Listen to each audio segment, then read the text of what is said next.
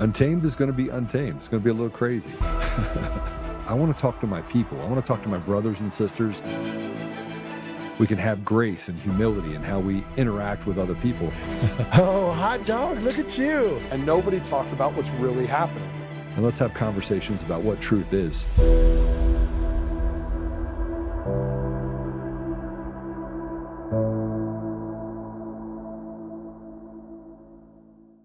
What a day we had today. So we have a thing we're going to put out. I'm gonna play it really quick. It is about what we're going to talk about. We're going to have the interview tomorrow, right? Just bring Patrick in. We have an interview tomorrow. Do we have that teaser? Let's get that teaser ready for our interview tomorrow. And I just totally put them on the spot. But this is, do we have it ready? All right, well, get it ready. You got to know that I'm going to go to something like that.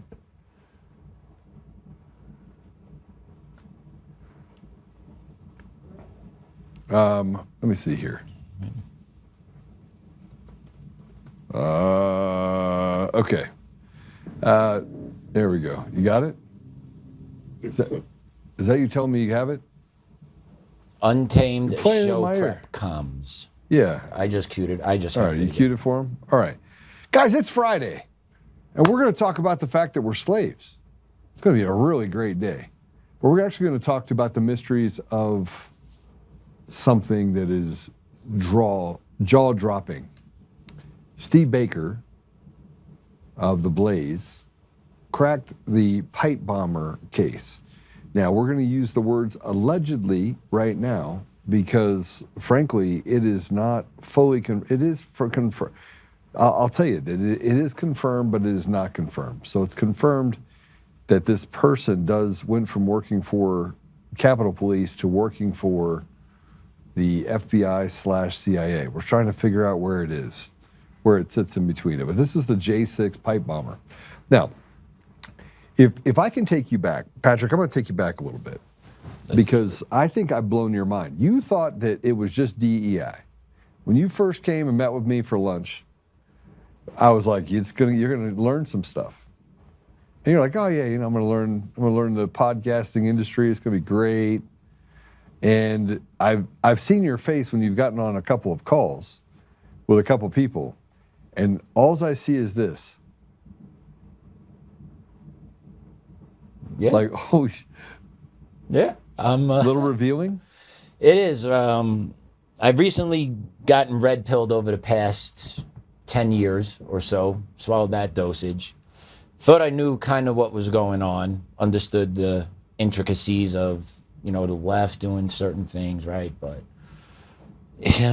once I started working here, and I've only been here since August, mind you. It's been a short time. It hasn't been a long time. Felt like I know you guys for years though. Well, there's a lot to it, right? Yeah. Long hours, tense situations, relying on people.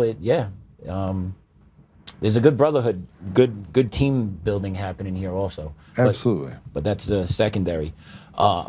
Actually, no, it's primary because it makes the work environment so much more enjoyable. And it helps me digest what I'm actually hearing here on a pretty consistent basis. And not just hearing, like people like you get in your little echo chambers, but we're connecting with people that have hard documented facts that I can't believe nothing's going on, where people are not arrested, in jail. Just, it's completely just blown my mind what I have been privy to see on this end. And most of the time I think about, I just want a little compound somewhere with my wife and kid and we can just hold it down, but you can't. And I got a 3-year-old at home, man, and... What are you gonna do about school? Hell if I know. I can't send them to I don't want to send them to where I'm suing. So homeschooling's an option. We got to look into charters and possibly private education. But do not trust the public school system out here. You trust the elections? I don't trust anything anymore, Joe. I trust people. It's hard. It's difficult, isn't it? It is, man. I trust people on my conversations with them. and how they treat me and how I treat them. That's it. I trust nothing else outside of what I see and interact with on a day-to-day. It's nearly impossible to get to the bottom of it. It is. Wait, that teaser ready yet, guys? Because like that thing that we're working on, just wow. You guys just wait. We bring all the receipts. You're gonna want to share this for a couple reasons. One of which is we're gonna bring every single one of the receipts, every single one of them, and we're having this interview tomorrow. It's gonna be a fire interview, but let's go ahead and play it. The Clinton Foundation, AIPAC's partners, the Islamic Circle of North America, Osama bin Laden, Grameen America, Shore Bank. While all of these might seem as if they're random, unconnected entities, what if in fact they were all connected?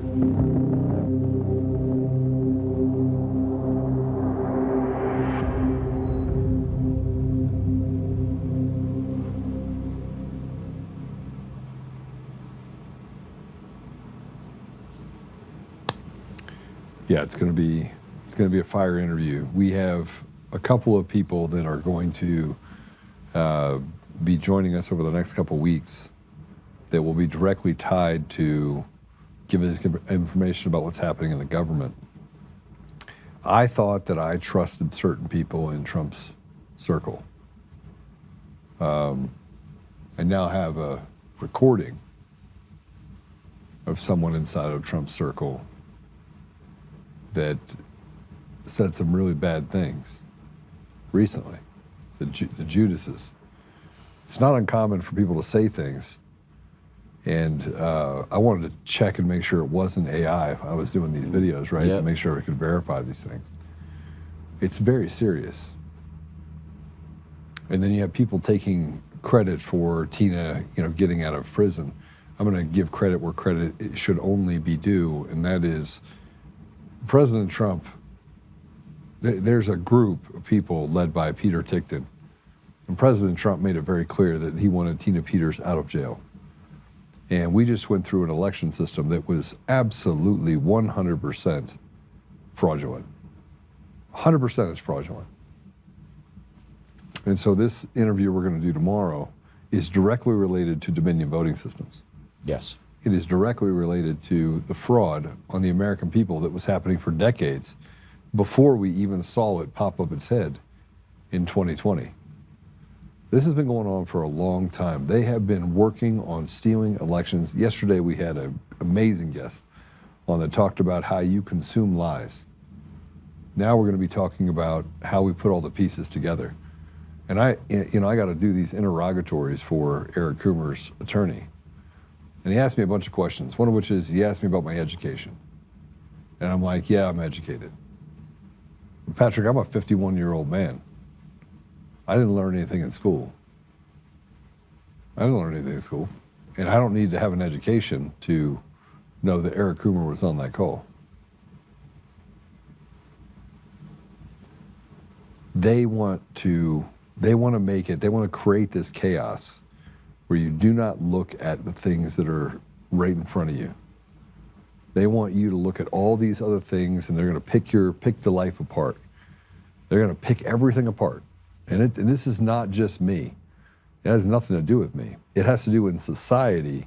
Imagine the fights that you get in, where people are like, oh yeah, well you slept with your wife's sister's best friend, right? I'm going to tell on you now, right? It is that bad. And when they can't, when you're above reproach, they will just lie about you at every end. Yes, they will, until they can't anymore. But we have a society where we can have the FBI director publicize and take down men that have accomplished something of great value. I'm talking about Chauncey Billups. Just arrested for gambling, illegal gambling in the NBA, right? Yep. First of all, it's been going on for decades. Now that has nothing to do with what we're talking about today. absolutely nothing. But it is proof that they do not want anyone that is not a part of their group to be successful unless they say you're allowed to be successful. Unless they say, okay, we can groom them to a place where we can control them. So there's laws on the books, and they can throw people in jail, and they can take away their livelihood and force you to get an attorney and make you go through the process and use lawfare. For normal people, they can go after Chauncey Billups because Chauncey Billups came from nothing. So they're just destroying him back to nothing. They're just taking everything that he has and level setting the world. Michael Vick, another example. He was dog fighting, right? Yeah. He went to prison for it. It ruined his life. Nancy Pelosi go to jail for insider trading? Nope. Did Martha Stewart? She did. She served time, didn't she? Yeah. A little bit. Yeah. Mm-hmm. Where did Martha Stewart come from? Nothing. Couldn't tell you. I don't know. And she was able to make it back. She had to sell her soul to the devil a little bit. You see who's selling their soul back? Who's that? Oh, man. Kanye. Kanye has been meeting with a rabbi. And dude, oh, man, I should have put this in the rundown. No. Yes. I have seen clips of Kanye sitting with a rabbi professing his past behaviors. Professing his behaviors? I'm sorry, professing his past behaviors, yes. Think he ran out of money? Yes. So it's back in good graces? I believe so. All right, let's start here. Yep, there it is. We're going to talk about the pipe bomber, but I just wanted you to know that the story that we're diving into, I've been very patient for 5 years. It's been a 5-year patience, amount of patience that would probably weigh on a lot of people. It's definitely weighed on me a little bit. But the J6 bomber, we've been waiting for answers for it for at least almost 5 years. Just a couple months short of 5 years, January 6th. Mm-hmm. So I want to show you, so Steve Baker reported this, and he said that it'd be coming out tomorrow. Now, I'm going to read this, and then I'm going to give you my thoughts on it. Update on J6 pipe bomber report.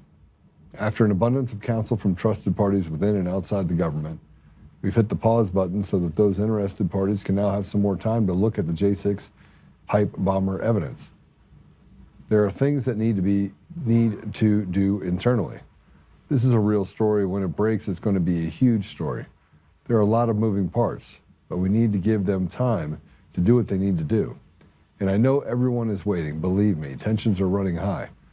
There have been a lot of sleepless nights in the last 2 weeks, but this is a game changer. And we don't want to do anything to jeopardize that right now.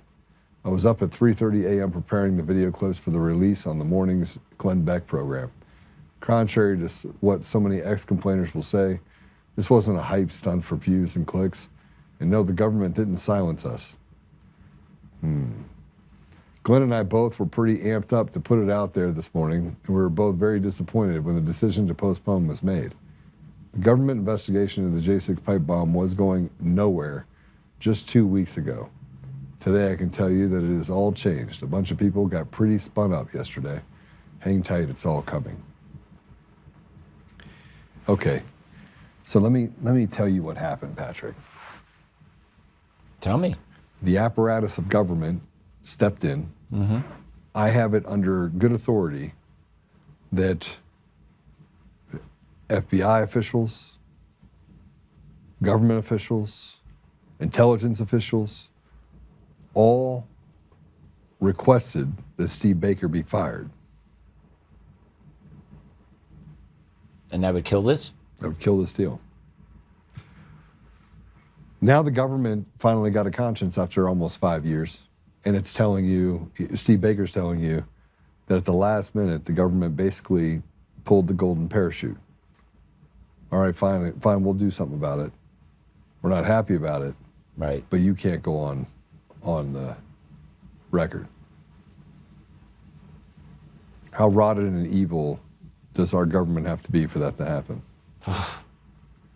Day by day, it keeps showing us, day by day. And it's another, right, just like it's right there. Here's the info. No. Right? Here it is. No. Go ahead. You were on the call with me with the person that we're going to be interviewing tomorrow. Yep. Some of this information he's held on to for 5 years. A lot of it I've known. And I said to you 4 or 5 days ago, I go, hey, I want to have this call in the morning with this guy. And you're like, okay. What was your first thought after spending the first hour and a half with him? This guy knows way too much. He's dangerous. Not to us, but he's dangerous to the system. How he could piece it together for everybody. You think Dominion is a good company? No. Based on what you heard? No. Based on what you saw? No. You think that the election systems could even possibly be legitimate? No. Not anymore. Hell no. So how do we, somebody asked me on a phone call, and look, Patrick, this wasn't your world, right? No. Patrick was the dean of a school. He was happy finishing up his education there. I mean, he was a reformed liberal, so we're happy about that. He was on the dark side there for a bit. He had needles hanging out of his neck. He liked to go get vaccines all the time. Easy with that one. But you know, it's been a paradigm crash for him, I'm sure, because then once you've seen it, you can't unsee it. No. No, you can't. And it's How do you tell your wife about that? we've had conversations. She doesn't like me going too deep because she gets it. And she's like, what do we do about it? And I'm like, prepare. Like, that's all I tell her, prepare. Because, like, we can go fight, and we're legitimately fighting now, like we're in the courts. Yeah. Like, I'm legitimately fighting the best I can. And they tried to dismiss it and tell you, oh, by the way, we know we violated your rights, but Oh, yeah. Valhalla, Tina's judge, said, yes, you can get fired for being a proud American. Yeah. You don't have free speech. The government can fire you for this. And then Judge Rodriguez dunked on top of that, saying, not only can they fire you, you also needed to admit and acknowledge the fact of what people of color go through and that this country is systemically oppressive. Like, these are writings of federal judges. So, like, I don't know how we fight through the judiciary, because you can't. Like, I'm very thankful that I have America First Legal taking my case on, where they are handling the bill, truthfully. So my wife and me can just buckle up and write it out. But there are so many other people. Eric Holt we've had on. He finally got teamed up with a organization to help him, but that dude was $100 grand plus in debt. Regular people can't fight against the system when they come for you. they can't. And so You can't. we literally have a system. It's a slave system. You can't turn for help. Yeah, because Where do you turn? I mean, do you have a place that you can go? you're supposed to. The way we are structured, if you have a grievance or you've been wronged, Right. the court system is supposed to hear it. But the court system, since I would say 2020, has started to take a position of, you don't have standing, you don't have standing, you don't have standing, where they just kick people out that are trying to make claims, just like election fraud. Like, states brought charges, brought federal lawsuits saying the elections in states were stolen. Federal judges, nope, you don't have standing. How do they not have standing when it's impacting them? That part I never heard was explained. I never heard an explanation to how judges' rationale, you don't have standing. They did it to me twice, and I lost a job, I lost a career, and the district admitted that they lied to me about why they fired me. You didn't like your career anyway. Correct, but I had a steady. All right, let me change. All right, He's having more fun doing this, just so you know. I am having fun doing this. I had some good friends at my job that made my job enjoyable. Yeah. The kids I actually enjoyed, because the kids really aren't the problem collectively. They're really not. You talk to a kid one-on-one, it's no big deal in the schools. Like, it's really not the kids. The kids aren't and I was a dean. The kids weren't my problem. The kids are amazing. They are. You want the kids to thrive. Absolutely. You want to give them an opportunity. I mean, I say this a lot. You want those kids to grow up and outperform you. Good people, that's what you want. Yes. But they're not given those tools, are they? No. And that's why I went into education, because in my history, in my life, statistically, I wasn't supposed to make it either. But I had a couple of good teachers that surrounded me. I had a principal in elementary school that took an interest in me, that got me signed up in a different little league outside of my community, that somehow playing for that little league got me into a high school outside of where I lived, that opened the door to go play college baseball, and it just broke the cycle for me. It was good.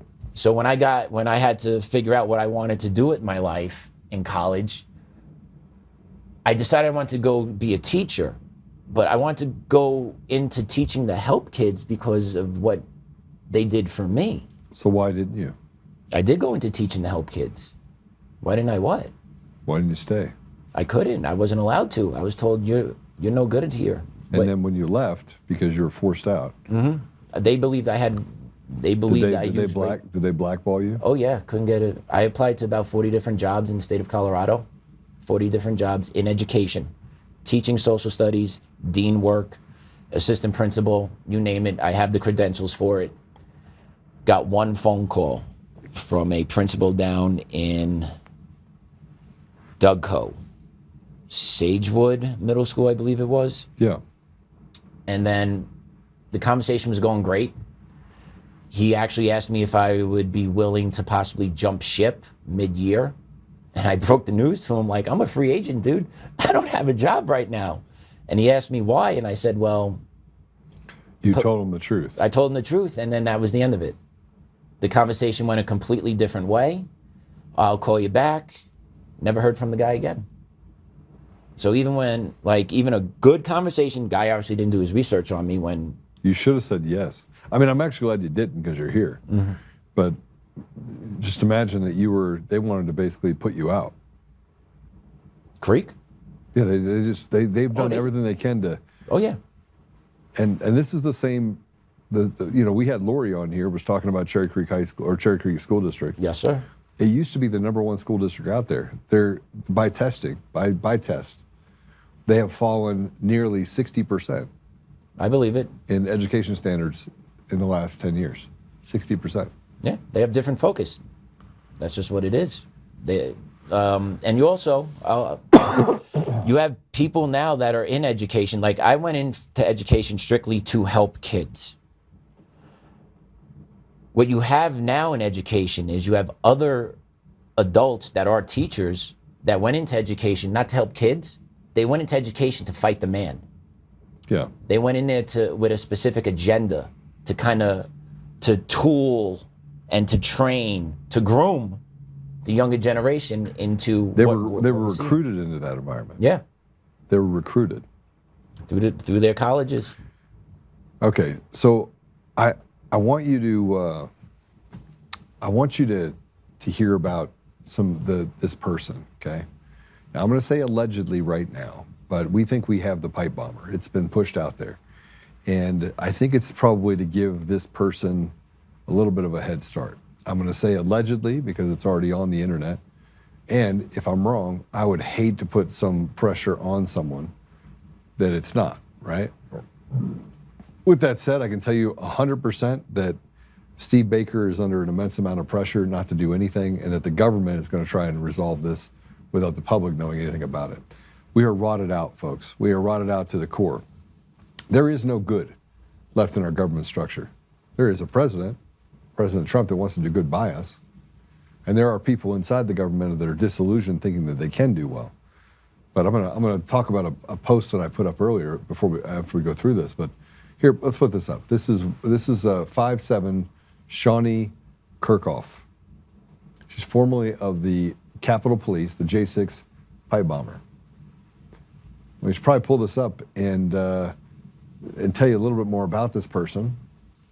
Now, this person went straight at it and said Shawnee Kirkhoff is the treasonous Capitol Police officer who planted the pipe bomb on J6 to set up American patriots. This person is 1,000% a leftist. I can confirm that. This person, right after J6, after being recruited and going into either the FBI or the CIA, remains unknown at this point, wiped all emails, wiped everything. Now, I also want to tell you that Archive, which is Wayback Machine, has now wiped a number of websites and a number of information. I have a list. I I have a group that has a list of over 12,000 links that basically are links that prove or are connected to election fraud. Of the 12,000, nearly 3,000 of them have now disappeared. They don't exist on archive anymore. So it'd be interesting to see what archive has that they're hiding and why they're hiding this stuff and why under a Trump administration this would be happening. I think we're actively in a coup right now. I'm just saying it, we're in a coup right now. President Trump is in office, he's doing some things. The judges are actually standing against us. I'm not sure, without signing the Insurrection Act and literally getting in a hot battle, I'm not sure that our country is savable. I'm just telling you that right now. Now listen, I will tell you that God is in control of everything. But best I can tell, we are in a massively lawless society, and there is not a whole lot of good left to the structure. Agreed. Agreed. And it's changed in about a year. When you say, weren't we so hopeful and optimistic this time? Yeah, nothing's happened. We're 1 year. We're 1 year in. Yeah. And I said this to a friend this morning. I go, is either side happy? No. Either side? No. I mean, the left thinks that they're not happy, and the right is very unhappy. Right? And we're in control right now. How in the world? Let me just put it this way. President Trump is the president of the United States, tells Congress, do the filibuster, break the filibuster. Mm-hmm. And they're like, no, we're not going to do it. Yep. President Trump says, hey, pass some comprehensive reform on elections. Do you know how much has been passed? Nothing. He puts out an executive order, he goes to put out another executive order. We focus in on what's happening in foreign countries because President Trump can go over there and solve that. He's dealing with village idiots. He's dealing with people in government, different structures, and he still has the ability to tip the scale with entitlements and with tariffs, but he can do nothing in the United States. He can't get a woman out of prison who got sentenced to 9.5 years for uncovering election fraud. But you know what can happen? A woman can be dragged underneath a car to her death, the man be charged with murder, and he be just released less than a month later, saying, oh, he's incompetent to stand trial, but let him keep his driver's license and let him just roam freely amongst us. Yep. That happened in Colorado. That's how crooked our system is. And so he has no control over it. I don't think anyone does. I think we live in a society right now that is largely controlled by demons. And it is going to take something really hot to get it under control. But in the meantime, we think we found the pipe bomber. We meaning Steve Baker. Let's put up the second one. This is Shawnee Kirkhoff. And let's go ahead and click on that second link if we would while we're going through this. A third one, sorry, the one below it. Just click over, there you go. The grenaders who fired on the crowd from the crow's nest outcropping during the first hour included training officer Shawnee Kirkhoff, Sergeant Adam DeCamp, and Sergeant Gary Spiffik. So there she was, shooting people in a riot. Look, by the way, if you shoot stuff like that at people in a riot, you will agitate the crowd. That was the intent. She had a busy day. Dropped the pipe bomb off in the morning. Yeah. And then you get to the Capitol and start suppressing fire. That's a busy day. I could see how they could move her quickly into. She did the dirty work that day. Hey, here's your reward. And then went in straight into the intelligence. Yep. Boom. Fast riser. When I said before, I'm not sure that I can stay in this country. I'm actually more and more. Look, I feel like things are moving. I don't want to be, but there's no 5D chess. I can talk about what Marjorie Taylor Greene said. She goes, I got sucked into the internet and thought QAnon was a real thing. A lot of people did. And look, if you believe in QAnon, the government ops will often tell you things that have 80% true because they want to be able to mule the other 20%. But the ink's dry. I mean, think about what the Republicans are doing right now to stop this what's happening in our country. What are they doing? Nothing. Fighting the president. So he's powerless. He's a powerless president internally. Like, You can't do anything. He's a powerless president with Republicans. Yeah. Why? And they're, and yet we go after Chauncey Billups. Look, I don't want to be Captain Obvious to you. I want you to do your own research. I am 100%. I've just given it up to God at this point, because you can't win the fight against the devil without God. But I look at the things that are being said and done, and Nancy Pelosi then just sailing off into the sunset. If we don't sign the Insurrection Act, we're finished. And if we don't start standing up, and I don't care if we have to stand up against police officers, I don't care if we have to stand up against, I could care less who we have to stand up against. I could care less if I lose my life in it, right? There's something Alert bigger. from power, E-Trade. Oh, there we go. I mean, I know you have a 3-year-old. How does that make you feel, knowing that we could be heading that direction? It gets me every day. Like, I love my boy. I want him to grow up in a country that I know can be great. I don't want him walking around with a target on his chest because he's a white male. I don't want that, and that's where we're going. How does it make you feel? Angry, sad, all wrapped up into one. He was born, you were blessed with this beautiful child. Greatest thing I ever saw was him. Greatest thing I ever saw was him. I could still picture him. Like, I was behind the curtain. He said, all right, he's out. And I could still picture him crying. Like, we got a boy. Like, I love that kid so much. And it breaks my heart knowing where this society's going and what he's going to be left with after I'm gone, not to protect him anymore. The only way I can protect this kid is to fight to the best I can, instill in him the values that I believe will make him successful in life, and then leave that up to God. But we cannot have this country go the way it's going. And it's just heartbreaking. It's heartbreaking. Sorry, it's just... No, look, it's real. It's the consequences are real. It is. It is. Little kid that's never heard a fly. Nah, he's killed his flies and ants. But he has no hatred or anything in his heart. But he has white privilege and he should have white guilt. He has 2 parents that love him. That's his privilege. But yes, society will look at him and see him that way. How do you feel about that? I think it's disgusting. I think it's completely off base, completely wrong. And the only time kids actually feel that type of way is when they're taught to feel that way. Yeah.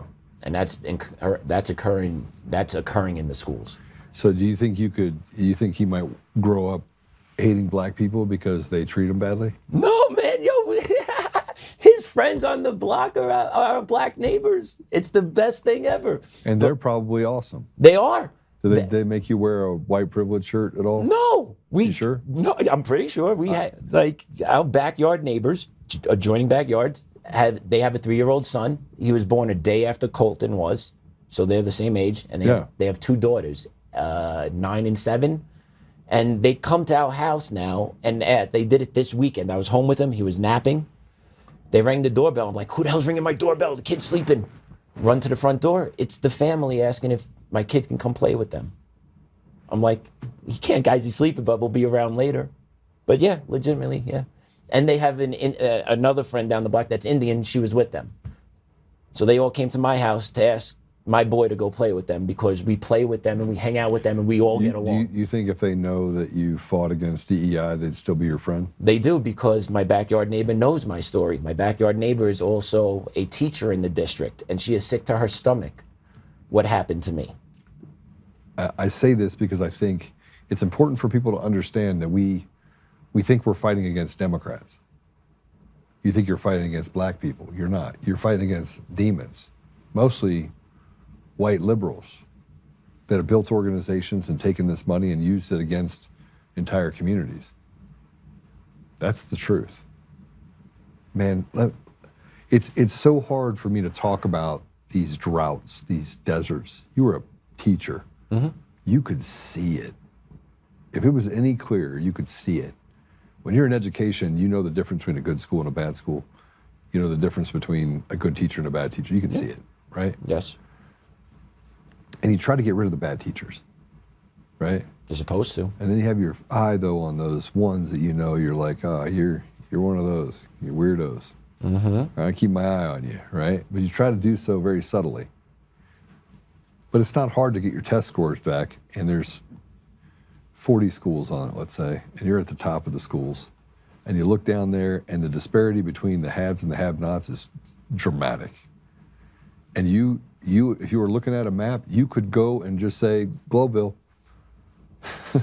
You could pick areas of Denver that you know they're at the top bottom. Yeah. Right? I mean, if this was a poly-market deal, you would hit it every time. Those kids don't have opportunity, they don't have education, and they don't have food. They have those deserts. But they're run by the same people that are telling them that it's you that did it. Correct. Correct. 100%. Yeah. If you look anywhere across the board, go DPS, go APS, right? Keep it local. Those districts have not scored well for years and years and years, and it has nothing to do with white teachers. Predominantly, the teachers in the building are white liberal women. So the argument now is that because of the systemic oppression within the school systems, which happen to be run by white liberal women, it's the craziest dynamic that they blame the white male who's not in the school system. White males out here don't dominate the funding to the school system or do anything towards the school system. But you need a blame. The blame needs to be put on somewhere, and you can't put it back onto the society. So it's like this. It's the blame game. I'm over here taking everything from your community, and I'm going to say, Patrick, it was you. You took it as you're holding your shekels to your thing, and shoving the cookies in your mouth. I didn't take the cookies. Patrick took the cookies. Yeah, no. Right? Yeah. These districts enrich themselves.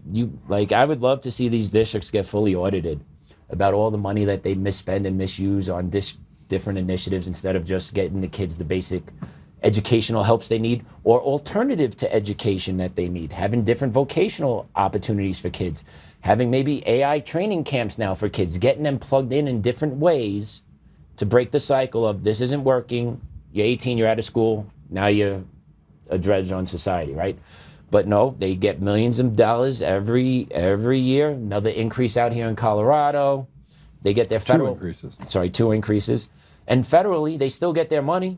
President Trump, if they're doing DEI, I'm pretty sure he should be pulling their federal funding based on He your should be pulling EO. all of it. He hasn't. They still have their funding. What did I just tell you? We're captured. Republicans and the Democrats alike. Doge lasts for what, 3 months? Yeah. Elon Musk had like a 90-day contract. Yeah, so the 90-day contract goes in, does the work that's necessary, comes out, they're still spending the same amount of money, and the ticker for the debt's still going up. Yeah. So nothing changed. Nope. You think Elon figured out that nothing was going to change? I think so. I think he got extremely frustrated within the system. And he's like, I put everything at risk for this. You think he knows the elections are stolen? I think he knows everything. This guy, I believe. Yeah, so I yes. agree with you. I think he knows. I think he knows where the bodies are buried. I think he's a danger to them, because I think he legitimately either he knows it through communication and talking, or his computers and his spiders getting all the stuff within Doge. The guy knows everything. I'm convinced. So I'm going to do a little further in this pipe bomber because I want to just tell you who this person is. But you know, we keep getting away from it because the real world is who we are. The real world is Patrick's neighbors. The real world is my neighbors. I'm friends with all my neighbors, all of them. Democrat, Republican, friends with all of them. I mean, one of my best friends is a married, gay, Jewish father of 2, right? Yeah. I could care less. I want to love on my neighbors because it does say biblically to love your neighbors, not to judge them, so I'll do that, no problem, right? Man of the people. And then if you come from my family, though, then we got problems. But let's talk about this Shawnee Kirkhoff. Let's go ahead and play cut 2. All right, new information this morning out of the January 6th pipe bomber case. I've got a lot to go over. I've got a little bit of time to do it in. This is my 2 cents in 2 minutes. Let's go. All the names and sources online are pointing back to the January 6th pipe bomber being none other than Shawnee Kirkhoff, as seen on screen. And who is Shawnee Kirkhoff? Well, let's talk about that. On January 6th, 2021, Shawnee Kirkhoff was employed by none other than the United States Capitol Police. Not only did she allegedly lay that pipe bomb, but the next day shot us with pepper balls. She attacked us, attacked the crowd. And to add insult to injury, she also took the stand in people like Guy Reffitt's case and told lies, obviously, and used false information in order to convict men like Guy Reffitt and send him to prison for 7 to 8 years. So you lay a pipe bomb, you declare a riot, you attack us, you call us terrorists, you break down our homes, you break up our families, you cause us all sorts of financial and mental distress, and then you get on the stand, testify against us, and then get away scot-free? America, is this what we're going to allow to happen? I am calling on you, as am I. I'm going to be posting about it like crazy and calling about it. But let's call on our elected officials and our judges and our people in power, the sheriffs, our law enforcement, to do something about this. Because this is not right.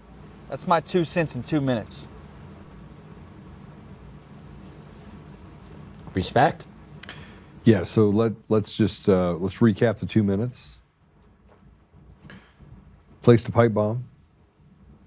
Showed up at J6th. Shot into the crowd at Americans that were there to redress their grievances. Then testified against those Americans to make them go to prison in a gulag that's not fit for rats. If you were looking at this from the outside, does this sound like the United States of America?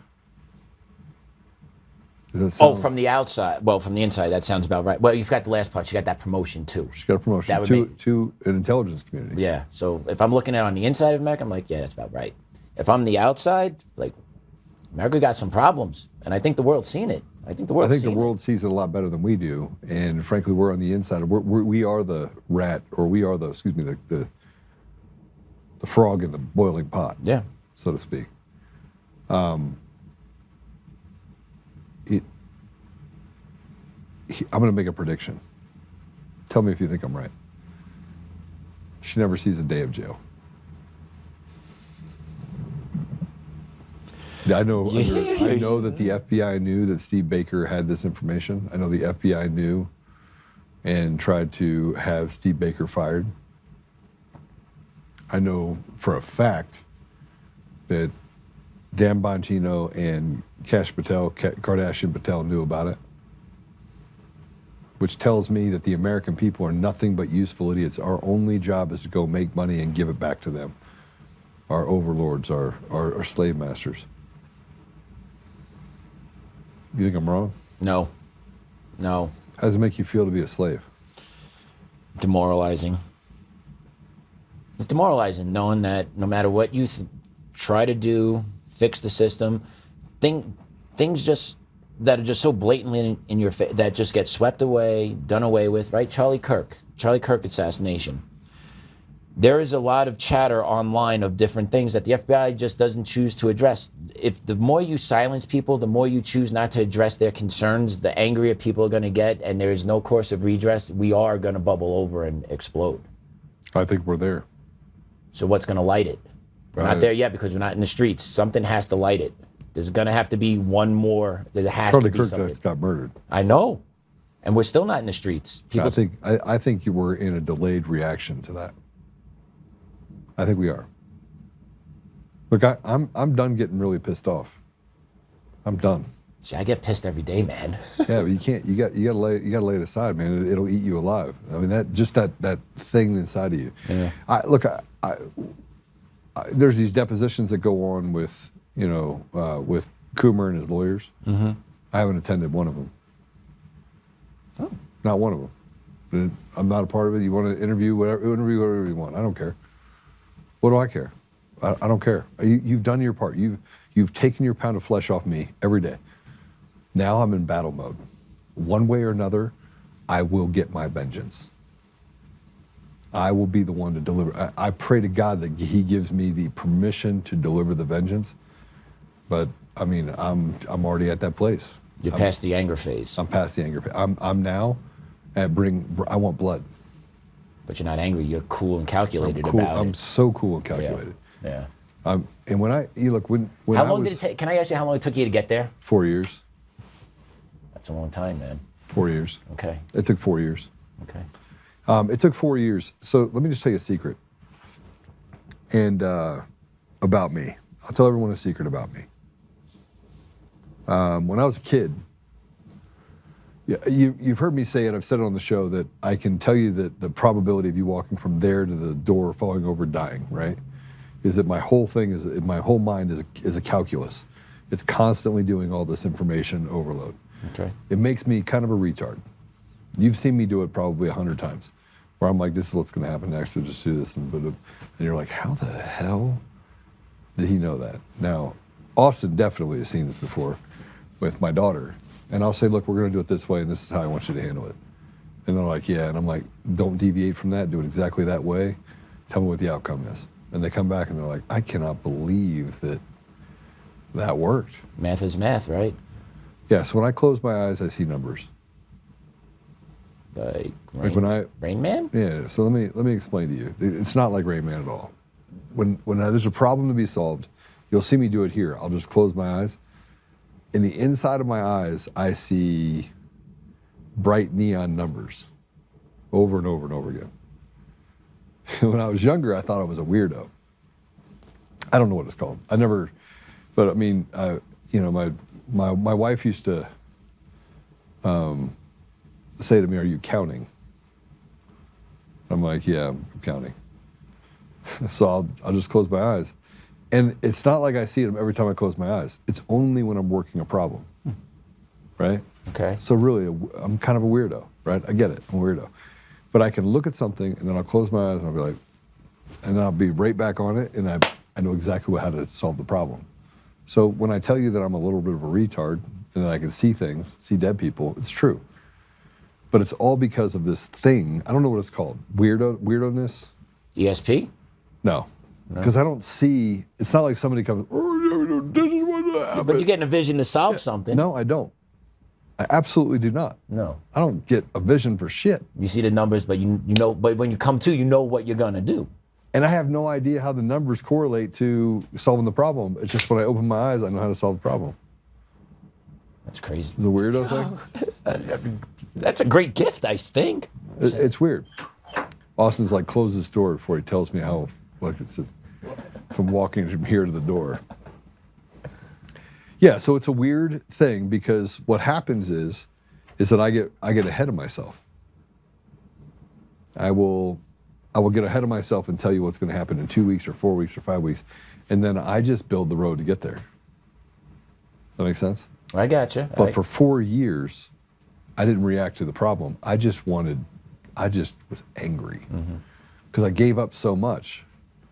And then I watched how they reacted. Like, they had all the information. They had all the information in 2020. We could have never had Biden. I saw it. Look, they had groups of people. They had groups of men that they took me up into this hotel room, and there is NSA, there is CIA, DIS. I mean, you name it. They were all in there. People took their time off just to get in there and look at the data. And I walked in, deep dump with this like retard look on my face, like, all right, here's how they did it.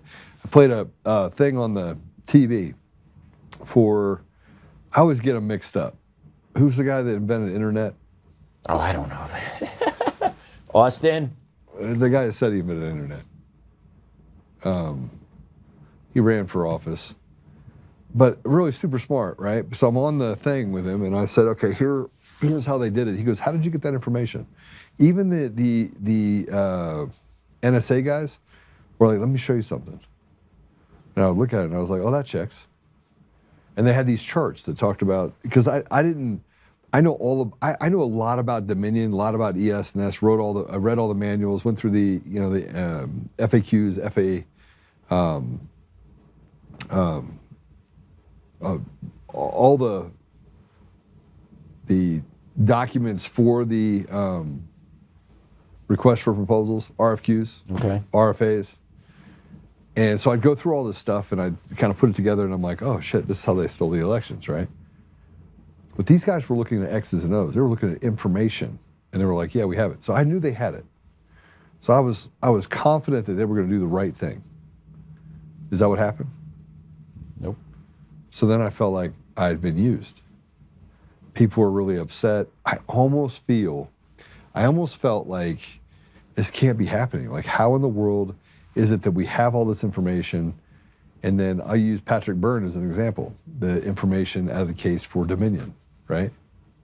Out of Washington, D.C. He gets a treasure trove of information that probably should put everyone in prison, right? No one goes anywhere. No. What do you think happened to the information? Swept under the rug? Destroyed? No, worse than that. The judge puts a protective order over it and won't let the public have access to it. Oh. Well, another lever they pull. Right? Hey, I'm seeing that it was Tim Berners-Lee. Tim what? Tim Berners-Lee was one of the original pioneers of the internet. It's not. I'm sorry, email, not the internet. Oh, okay. Did I say internet? Oh, sorry. I screwed up. I meant email. Yeah. I forget what his name is. Vindesh. He's an Indian dude. He probably made it up too. Most Indians do. Oh, that was bad. Roy Tomlinson? What? Ray Tomlinson? Does that sound right? No, he's Shiva Ayudhari. Yeah, Shiva. Ah, Shiva, there it that's is. He's gonna get mad at me. Look, I got lots of Indian friends, right? And I make fun of them too. Like, are they gonna call me up, try to scam me out of $50? It's not my fault every time I get a phone call from someone that tells me it's the IRS. It's some Indian person asking me to go buy a gift card from Best Buy. Not my fault, right? Not saying you're all there, but you know, it's kind of. I got an Indian neighbor. Yeah, we have Indian people that work here, and I make fun of them too. Like, don't call me for a Best Buy card. Well, Do he not hasn't tried that. redeem.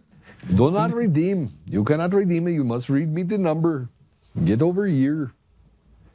Oh, that's totally terrible. They're going to get mad at me for doing that. So, I mean, I guess what I'm saying is that you'd expect that your case would go further because there's an ethical thing that happened. Your case, Yeah. right? Yeah. We would have expected that in Mike Lindell's case that they wouldn't have put in eliminate evidence that the jury wasn't allowed to hear. That would be expected. You'd want the jury to hear all the evidence, and you wouldn't want the judge to put their finger on the scales of justice. Correct.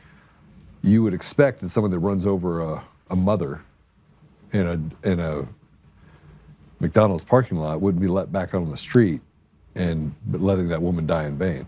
Nope, wouldn't expect that. You would expect that when you come up with and have someone like Tina Peters uncover all this fraud, you have these 3 reports by people who are experts, cyber experts, that they would not try to do everything they can to discredit her. They would investigate that information and use someone other than Dominion in order to look into it, correct? Yes. All right, so when all of those things fail, everything fails over and over and over again, that means that the American people are the enemy.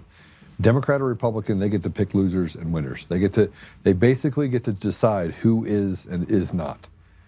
But both sides have to be complicit in order for that to happen. Yeah. Am I wrong?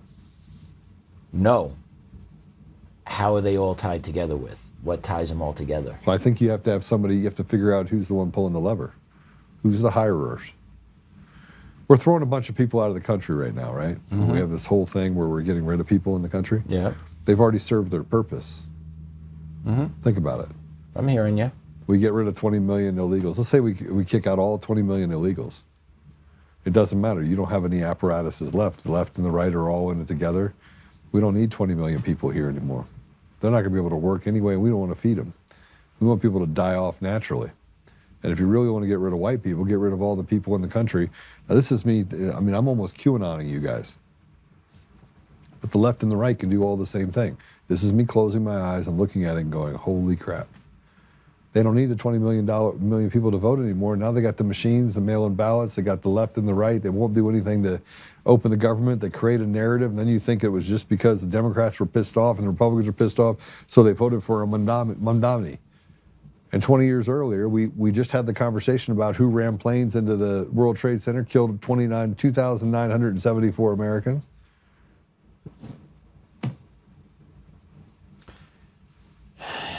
You make me real depressed sometimes. This man. isn't depressed.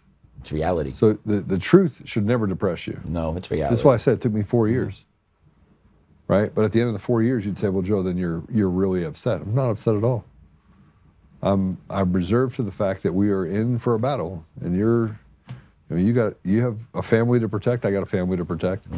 But there's a reality to what I'm saying. There is. It's hard to ignore. And no matter where you turn and who goes and fights, there's winners and losers in a court, but they get to decide who the winners and losers are. They get to decide how they use the media. The media could cover one and go after the fact that, and I should probably address this. There's stuff out there that says that I sued Mike Lindell. No, I did not, actually. That's absolutely not true. But he did get sued for money that he owed. Okay. Right? So it happened. Everybody's like, oh, Joe's eating his own by going after Mike Lindell. You don't borrow $6 million and not pay it back. You could pay back $5 a month, $10. You could do something. Yeah. But if you don't pay back anything, what do you expect? What is this, charity for the rich guy? No, I'm out. Stiffen you with the bill. Yeah, I'm out. So I say no comment. But for those people that say that, oh, I thought we all stick together to what? I was a useful idiot for nearly 5 years. And now I get it. Now I get it, the fact that I'm a useful idiot. I'm an idiot for believing that people were actually good people, right? And now I just came to the reckless realization that both sides are dog shit. And the people that become the victims are the people. We get to be the victims. The reason why there's no education in Aurora and Denver and all these places is because they don't want those people smart. They want them tired and angry and entitled. They want them all those things. Why? Because then you can just have them go and do the biddings for the good people and kill off the good people. And then when you're done with them, you just kill them off too, or throw them in jail. Change the rules on them. Yeah. Say, oh yeah, we were not throwing you in jail because we wanted you to hurt people. Now we're going to throw you in jail, get rid of you. And we might just kill you off there, either inject you with a bunch of shit. That's the reality. Ooh. How about that? Yeah, makes sense. Tomorrow we have the thing with... Yeah, we do. Right? And what's going to happen in that? You're going to see it, and it's all connected. And we're going to be doing a series with him. Yeah, it's a total series. There's going to be multiple episodes just because of how deep it is. I mean, you have someone in the GOP that's down in Georgia that ran to run the GOP down in Georgia that's directly connected to one of the top terrorists overseas. Yep. You have the DNC and the Clinton Foundation tied to the Muslim Brotherhood, tied to, I mean, it's all tied. And in the middle of this is the CIA and Dominion Voting Systems and roaming networks and Huawei and all these different companies. They're all tied. They're all in on together, and it's all about money. Yes, it is. Money, power. Money and power. And we're just stuck in the endless loop of chasing our tail. Yeah. Well, let's look at this, shall we? Can we look at something real quick? Anything? I want to just show you something of this. This is officers making arrests outside an ICE detention center in Broadview, Illinois. They're holding a sit-in. Let's go play it. Got some new video. This is Broadview, Illinois, and Friday morning has been the time when, well, you get scenes like this. Officers arresting anti-ICE protesters appear to be holding a sit-in, obviously, here. This is outside the ICE facility. It's been going on for some time. You're about 25 minutes due west of Chicago. Our reporter, Mike Tobin, is there all day, and we'll check in with him as these events unfold there.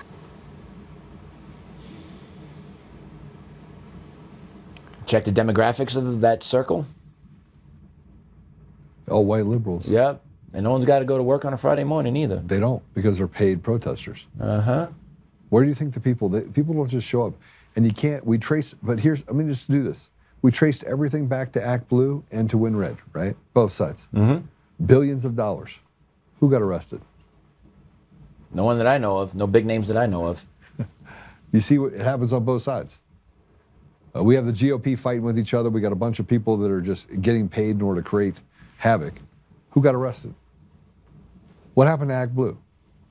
Oh, that's right. It's still collecting on the average of $1 billion a month. Billion. Wow. With a B. All right. Yeah, nothing gets done.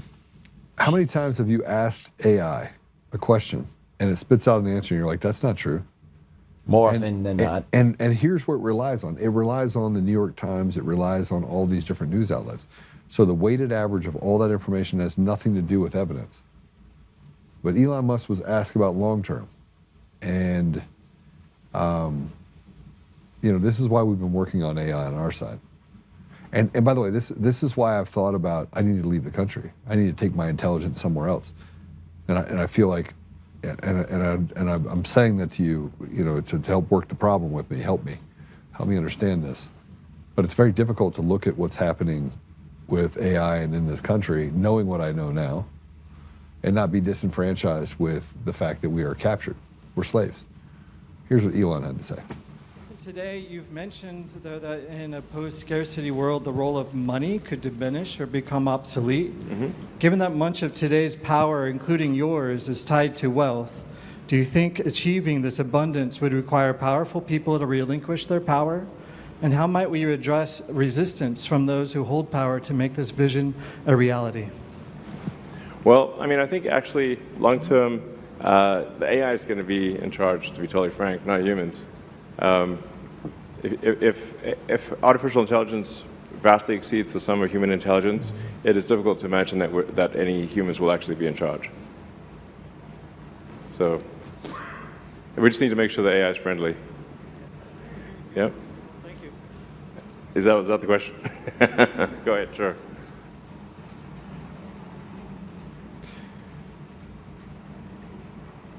AI would have been programmed by people.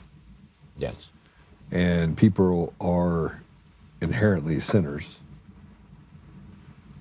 You think AI is going to be good? Depends who uses it and how you use it. And I want to be very clear. What we have right now is not AI. You think it's AI? Yes, and well, it's the beginning of AI. No. Like, no. So the prompting and all that, Nope. That's not AI. Nope. Okay. What's going to be AI? That's not AI at all. AI is what? Artificial intelligence. Which means it has the ability to do what? Think on its own. Right. Does it think on its own? I tell it to think, so no. You tell it no, and it's like, oh, and it gives you the same answers. And you could say something about a tranny or say something about a gay person, and it'll be like, oh, you can't, you have to be nice. Yep, it shuts you down. So Yep. AI wouldn't do that. AI would go through it and be like, all right, well, let me think about that for a minute.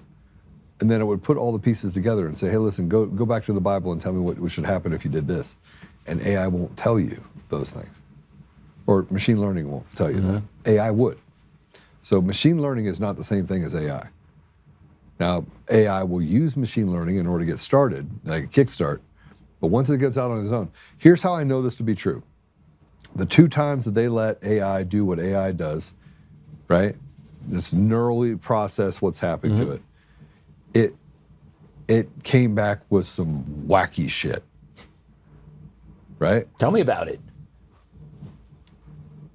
It came back with stuff, it must be you. Sorry.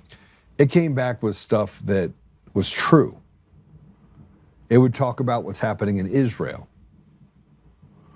And look, it would talk about Zionism and who's behind blowing up buildings and the fact that buildings don't just free fall over and over and over again. Some might.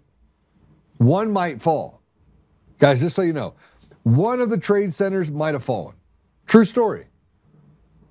2 might have. 4?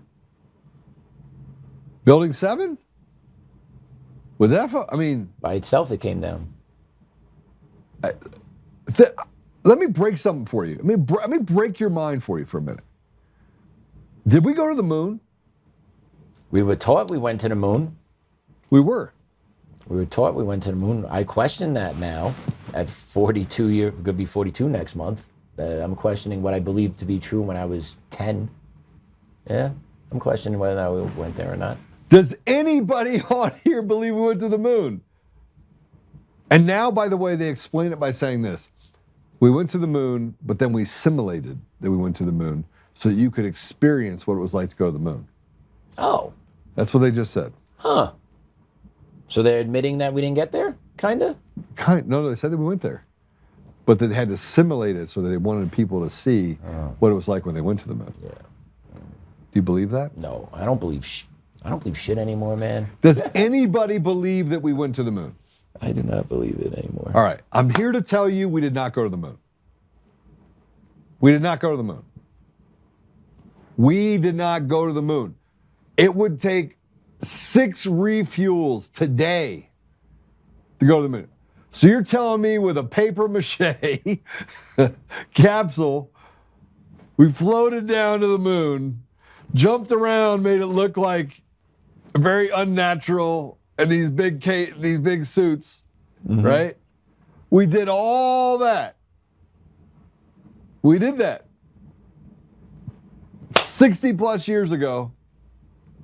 We did that. We did it. Yeah, we did it. But we can't go today. Yeah, how's that possible?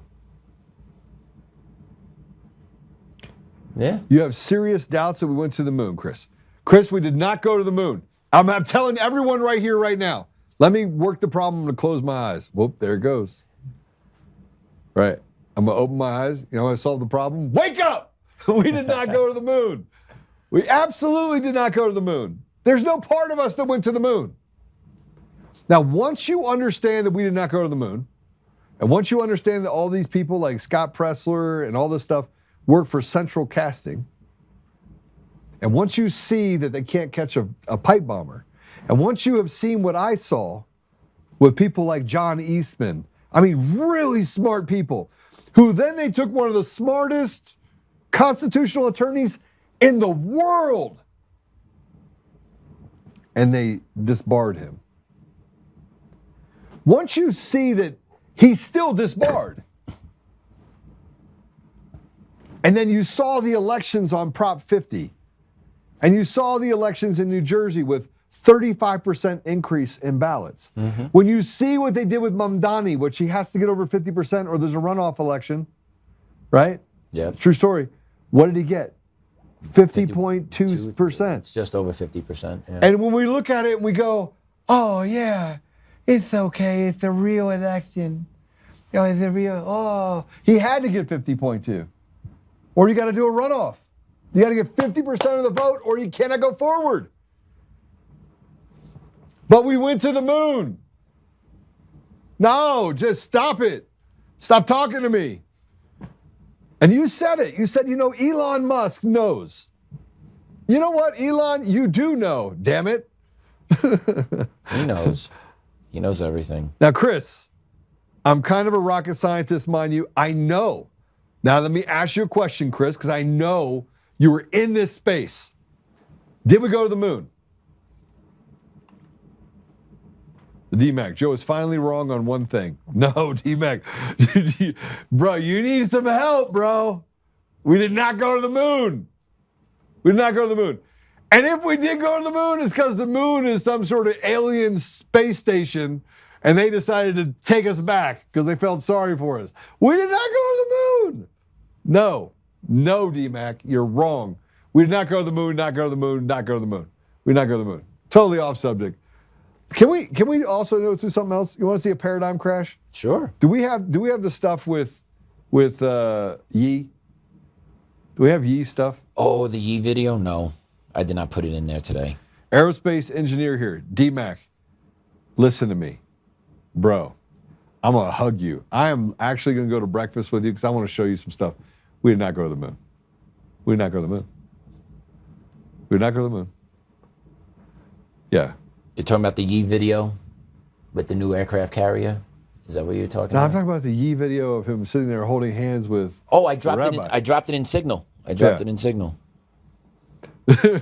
Montreal says, but they brought back moon rocks, Joe. And by the way, you could buy moon rocks back in the day, right? So how many moon rocks did they bring back? Because I think everyone, when they were a kid, their parent was like, I have a moon rock. I wasn't around for that then. They brought back, hey, D-Mac, we can fight over the pancakes. Absolutely, D-Mac, send me a thing. We're gonna go, you know what? I actually was gonna love this because I'm gonna be like, listen, bro, listen, we did not go to the moon. We did not go to the moon. We did not go to the moon. Two things can be true at the same time. I'm a retard as in how I come up with stuff, and we didn't go to the moon. All right, can we play the Yee deal? You guys gotta see this. Okay.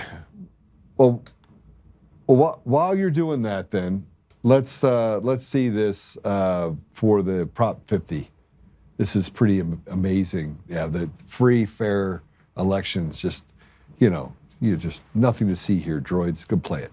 As a routine cleanup of a homeless encampment near Elder Creek and Mayhew Roads in Sacramento County quickly turned into a criminal investigation after deputies made a surprising discovery. Just hundreds of items of stolen mail, but more alarming were roughly 100 pieces of voting material. Deputies found unvoted ballots for the statewide special election scattered across the site. We obviously saw the urgency, grabbed all those items first, got the ballots and stuff returned to the voter registration. Where election officials say the ballots were voided. They won't count for anything. The county's Department of Voter Registration and Elections told KCRA3 new ballots will be sent to affected voters on Thursday.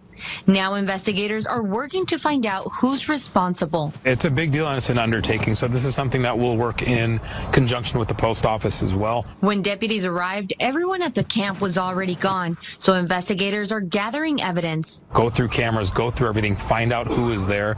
It's going to take a lot of back tracing. Sergeant Gandhi says the goal is to protect the integrity of every vote. Whether it's mail-in or some other method, make sure you're taking the steps to track it and making sure your vote counts. In Sacramento County, Carolina Estrada, KCRA3 News. The sheriff's office says you got Gandhi, that's now the investigator. You got that is the reporter, and then you got another reporter that's from Pakistan. I mean, this is normal America. Yes, it is. Because you can't have white people anymore. No. Yeah, and you wonder why we're degrading ourselves. Mm-hmm. It's because we fail to see that people should be judged by the character by the content of the character, not by the color of their skin. You got Yee? Okay, guys, you need to see this. Yee.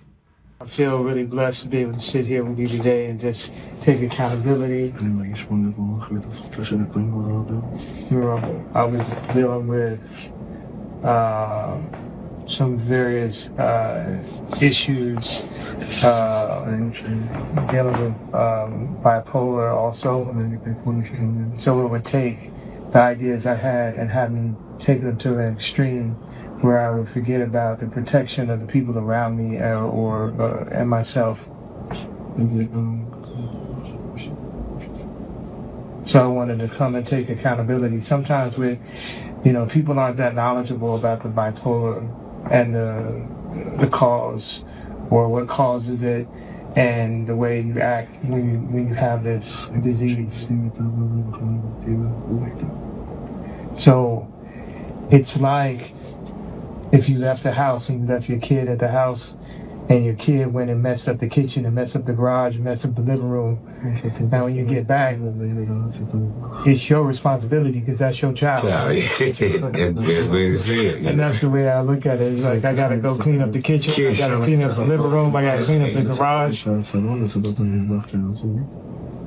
Yeah, and it's a big deal for me as a man to come and take accountability for all the things that I've said, and I really just appreciate you embracing me with open arms and allowing me to make amends. And this is the beginning and the first steps and the first brick by brick to build back the strong walls. Say się Jandut, grabaj sobie the Judaism I na Judaism brought to the world a way for someone when he regret about something that he has done wrong.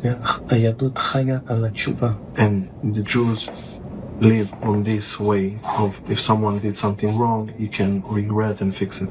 And the rabbi is hugging you and hugging everybody. And God willing, and from now on, strong things and good things, and only good. You are a very good man. Amen. That's the best, man. Very good.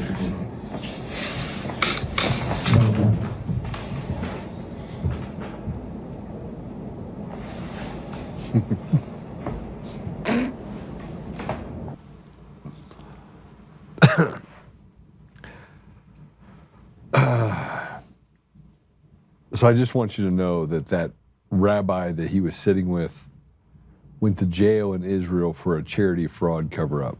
Oh, beautiful. Beautiful. Beautiful. But yeah, he's bankrupt probably. Gotta get back into the better graces. So yeah. Whew, man. I saw that video earlier today and I'm like, wow, we are here. We are here. I think that it's I don't know. He would have done that himself. He would have put it out himself. He wouldn't have.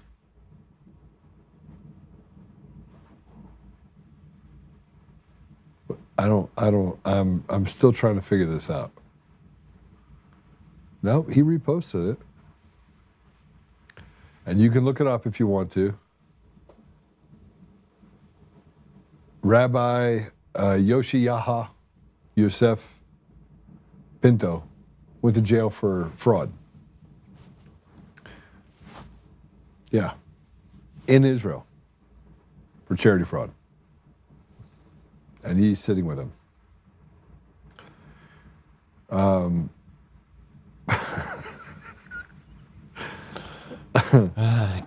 Look, I actually don't. I think you have to separate the synagogue of Satan from Jewish people, frankly. But they got a lot of bad people in the house. They do. And when we talk about churches, Mel Gibson talked about that too. Like by the way, I have my my acceptance into candidacy for the Catholic Church on Sunday. Congratulations. It's gonna be a big deal.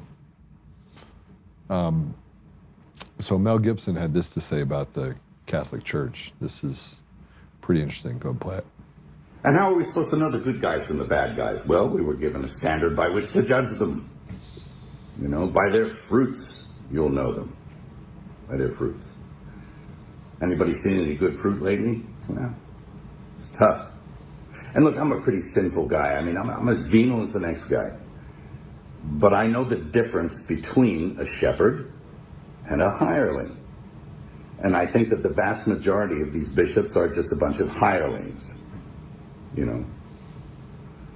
And my question is, you know, like, who's hiring them? I don't think it's Jesus. Is it Francis? Who's hiring Francis? Is it Pachamama? I mean, I think you need to look at the whole institution. And, you know, I'll quote Archbishop Vigano again in saying that he believes that there was a parallel counterfeit church set up to eclipse the real one. He's suggesting usurpation or an inside job. It seems that way. Anyway. Of course, we know the gates of hell will not prevail against it. You know, the victory is God's, not ours. And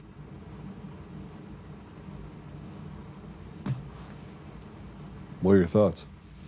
Everything's an inside job, it seems like. I mean, I just told you about everything else, and you're experiencing it firsthand. You're a good man. You have a beautiful boy. You have a beautiful wife. You wanted to serve these kids. You had spent 17 years in that world doing good work. And they just dismissed you as if you didn't exist. Yeah. So now you see all this other stuff that's happening, and Yi that is confessing to a felon rabbi. I mean, is it getting more kabuki theater than this, or what's? There's more stuff in the show, man. Just wait. There is a lot of other stuff. What's going on in society, there's nowhere to turn, there's nowhere to look for anything that's real. Even the church is compromised. You know? Okay, so let me just tell you how crazy it is. Illegals voting in our elections in America, so people can come here and just take what they want. You don't need an ID. I mean, we're a captured society that is being run by demons, and at the very top, they have rules. You can't go into a Capitol with a gun. You can't do anything. You get 2 minutes to speak, slave. Yep. When you go to a town council meeting, you get 2 minutes to speak, slave. Go sit down, slave. We're going to teach your kid whatever we want, slave. You know, I put this post out there. I wanted to ask you what you think of it. And I'll start reading it and then I'll put it in the thing so you guys can see it. This is what I said. I want to ask a real question. I'm asking everybody that's here a real question. I'm going to ask you, Patrick, to answer this question. What is it going to take? While they rape our children of their childhood, while they inject poison into the veins of our fellow Americans, while they steal parents' rights to raise their children, while they give illegals your hard-earned money, while they release criminals and lock up and persecute Americans, while they take away our rights to bear arms, while they heap the perversion into society, while they persecute white people for being white and use ridiculousness as a narrative of the day, while they rot out the judiciary and corrupt and evil clowns, while politicians stuff their face with the spoils of the people, while they create food opportunity and education deserts for the poorest among us, while they make health care death care, while they murder millions of babies every year under the guise of a right, while they, you see, quote unquote, while they, we do nothing. We accept being treated like dogs, like fools, like slaves, and expect it to change. We should be righteously angry, raising the sword and forcing freedoms from what can only be described as an evil bondage. It is an evil cancer of epic proportions. What is it going to take for you to do something? It's time to stop pretending that it's not the play for them all along. The Congress does nothing. The police does nothing. The FBI less of nothing. They all do nothing because it was never designed to be fixed. This is the pain they inflict on the people while reveling in the chaos while stuffing their faces. We are the intended targets. We are the intended victims. If I'm wrong, why is it that you never see a politician sweat? Never see them care about seemingly anything, all while you suffer. Incrementalism only works when you want to destroy, not when you want to build. But do tell me how social media influencers telling you to vote harder is working out. That's truth. Reading it, listening to it. You think that's the reality of today? Yeah, I do. I do. The slow boil type theory. Taking a little bit, turning the temperature up, and we're still here. That side plays to win, man. The left plays to win. The Republicans don't play to win. Is it Republicans that don't play to win, or we just don't have the ability to win? I think if they played to win for us, they could win, but they choose not to. So therefore, they lose. Who loses, though? Actually, we do. We do. The people do, always. It's always the people that lose, because even when you're a politician, right? Once you're in for life. You got the retirement, you got the pension, you got the medical for life. And then after you serve your two years in the House or 6 years in the Senate, if you just get one term, you go get your consultation fees, you become a political commentator. The gravy train keeps rolling once you get through there. So they technically never feel anything, ever. It's always us, the ones on the ground. We're the ones that don't live in gated communities. We don't have private chauffeur picking us door to door with armed security. We don't have that.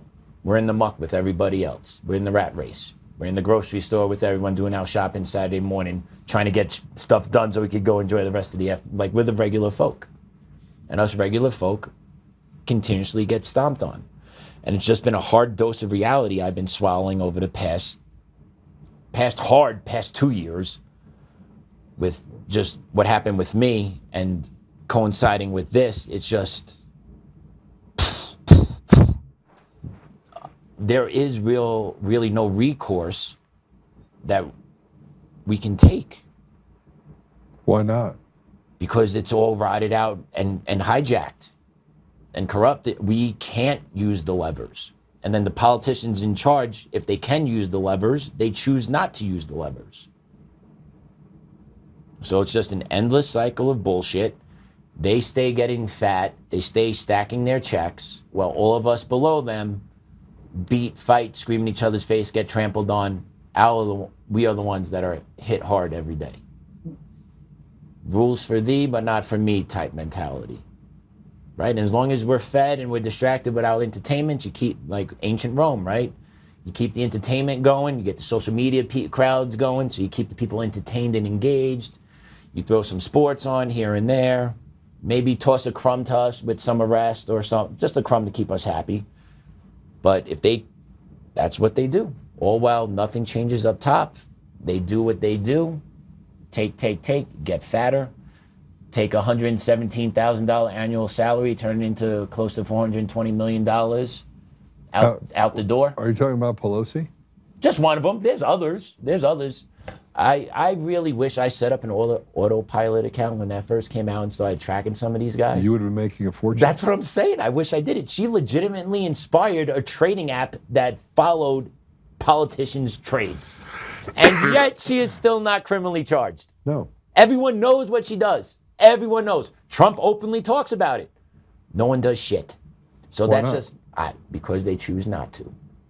And that's just what... Because the rules are for thee and not for me, and we are their slaves. Yeah. And everything that I just said, by the way, is really happening. Yes, it is. Yes. There's a video you're going to have to get. We'll get to it later, but we're going to talk about the woman that was basically killed. But I want to first talk about this. The Minnesota rep, the Minnesota state rep.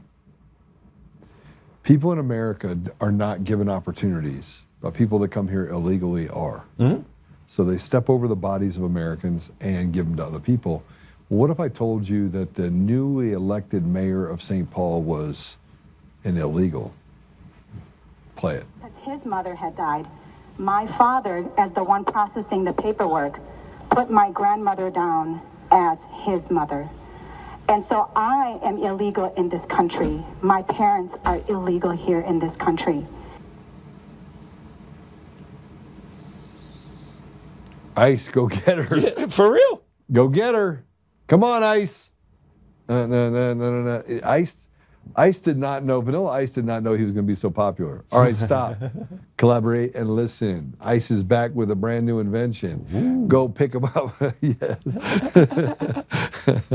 All right, how about the mayor of Coldwater, Kansas? Another one. Jose Ceballos has been revealed as a foreign national who not only got elected while not being a citizen, but also been voting in federal and state elections since 2022.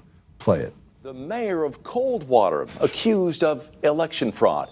The charges come hours after he secured a second term in office. Attorney General Chris Kobach charged Mayor Jose Ceballos with 6 felonies, 3 counts each of voting without being qualified and election perjury.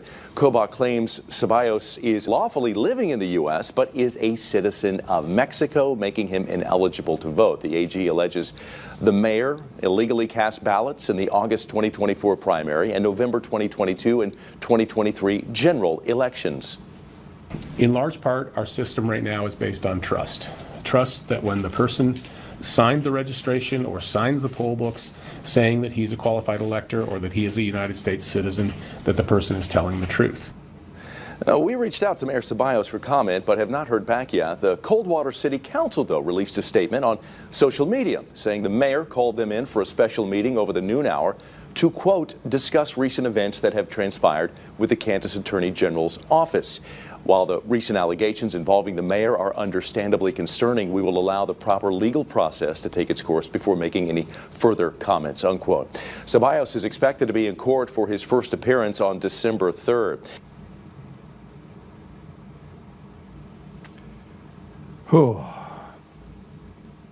We have issues everywhere. We have issues with our school boards. We have issues with it. And people want this, they use this one word. And they always tell you, always be nice. Decorum, decorum, decorum. Jeff, you guys still talking about the moon? Moon is not a pancake and world is not flat. Stop it. And firmament does not mean that we live on a flat earth. It's not possible. Stop it, stop it. But we still didn't go to the moon. Thank you. Appreciate you. Thank you for the important part of this matter. Okay, so this is a man addressing the North Huntingdon Township Commission meeting in Pennsylvania. And this is, he sets the bar with how we should treat people who were selected, never elected, and treat you like a slave. I'm gonna ask you again, what is it gonna take to get you to do something? Go ahead and play it. I'm the father of the small child and the woman that were hit by the 90-mile-an-hour driver. And this commission has remained silent. You! What's wrong with you? You had Harry Falk send me an email saying you wouldn't discuss the case with me? You would only discuss it with a woman with a traumatic brain injury? Are you nuts? That's my son. I'm the father. You threatened me with arrest if I continued to call the DA asking questions. I have humbly asked them.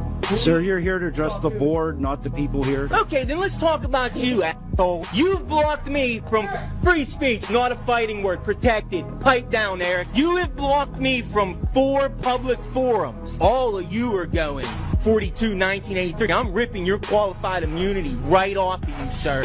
Oh, it's coming, buddy. You're a smug one. The clock is ticking. Remember what I said I wanted 4 years in? I got real calm. There's a lot of us that want that. And we're just at different stages. And the ones that are already there, I mean, this guy's wife got hit by a car. What would you do if your wife and son got hit by a car at 90 miles an hour? And then these smug pieces of shit decided to tell you that you... Same thing that guy's doing. Yeah. Same thing. Slaves, buddy. You're right. So let's get to the difference between this is what Democrats are voting for. I mean, I'm trying to make the case for you. I'm trying to make the case for you that I don't actually give a shit what Mike Johnson says.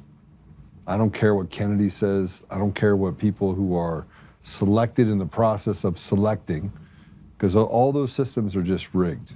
They're all rigged. They're rigged.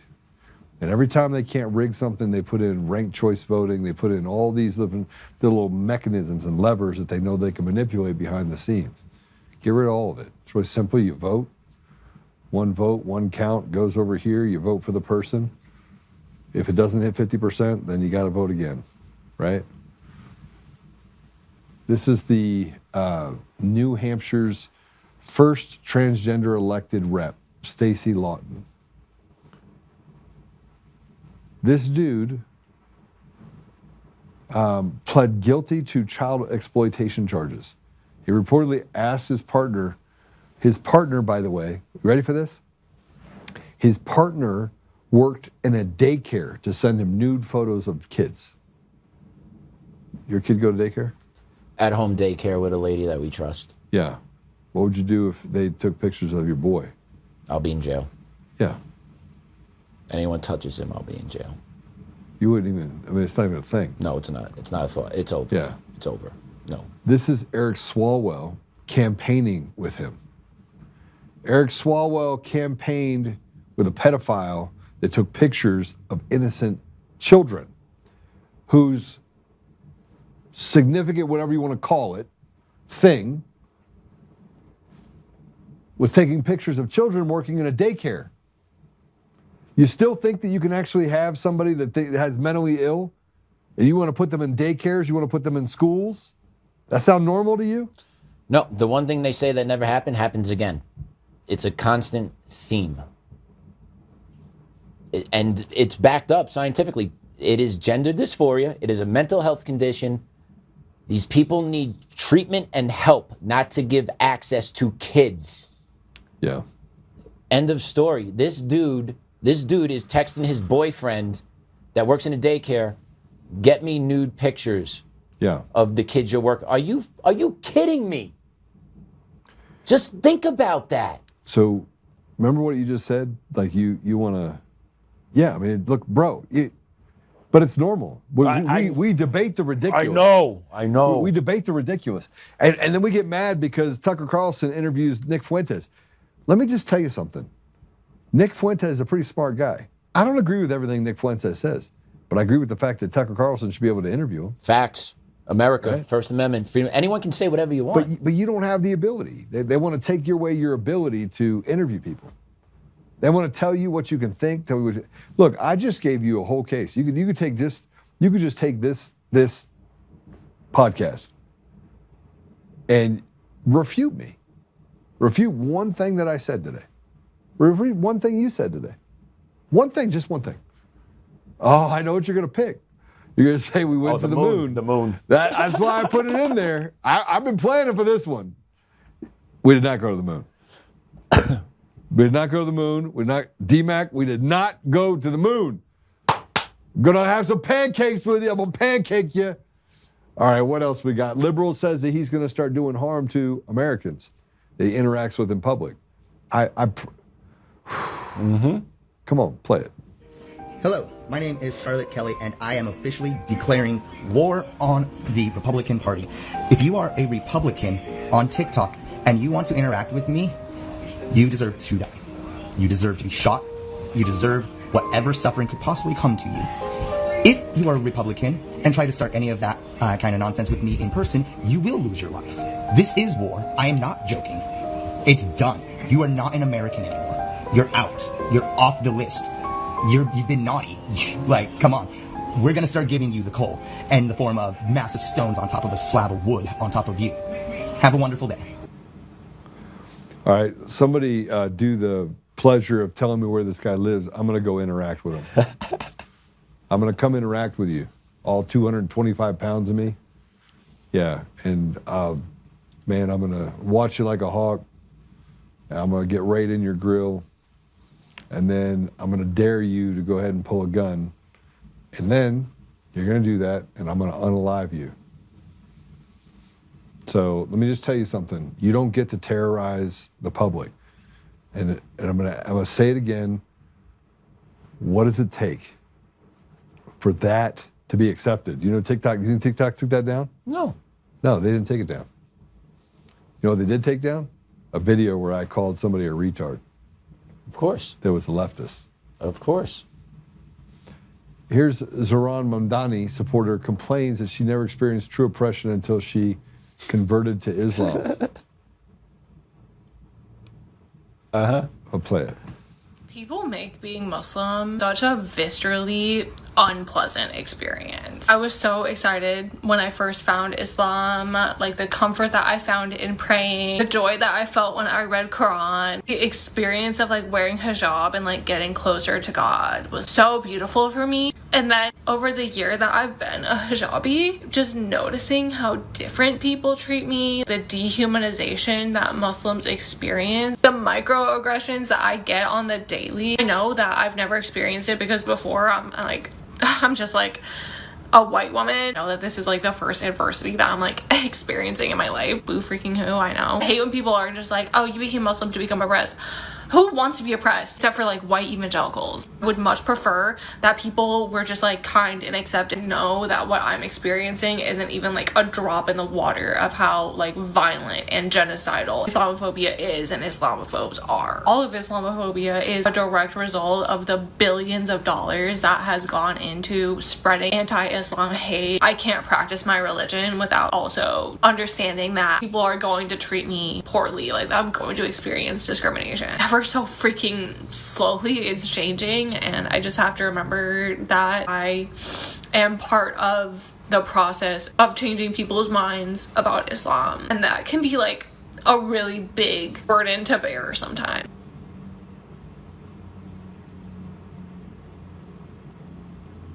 I don't even know what to say. America 2025. You know, I don't hate Muslims at all.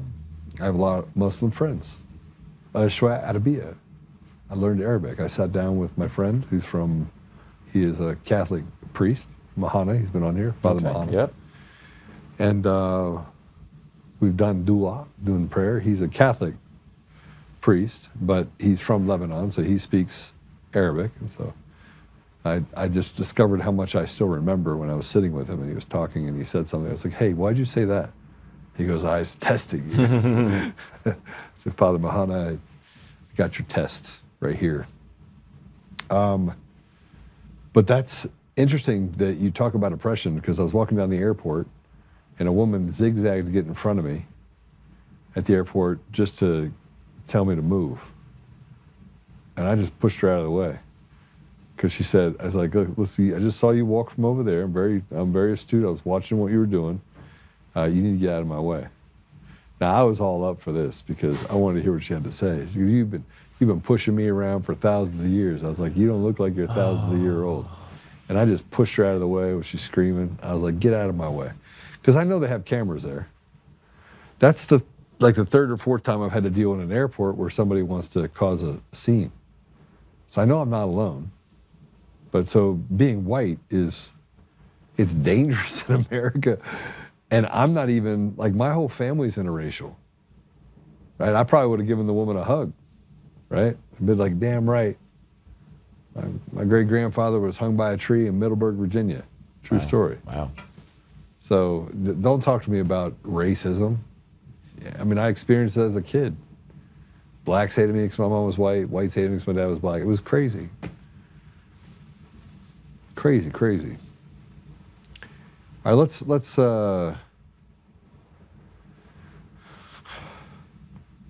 this is what a United Methodist pastor says. You're gonna have to hear this. Play it.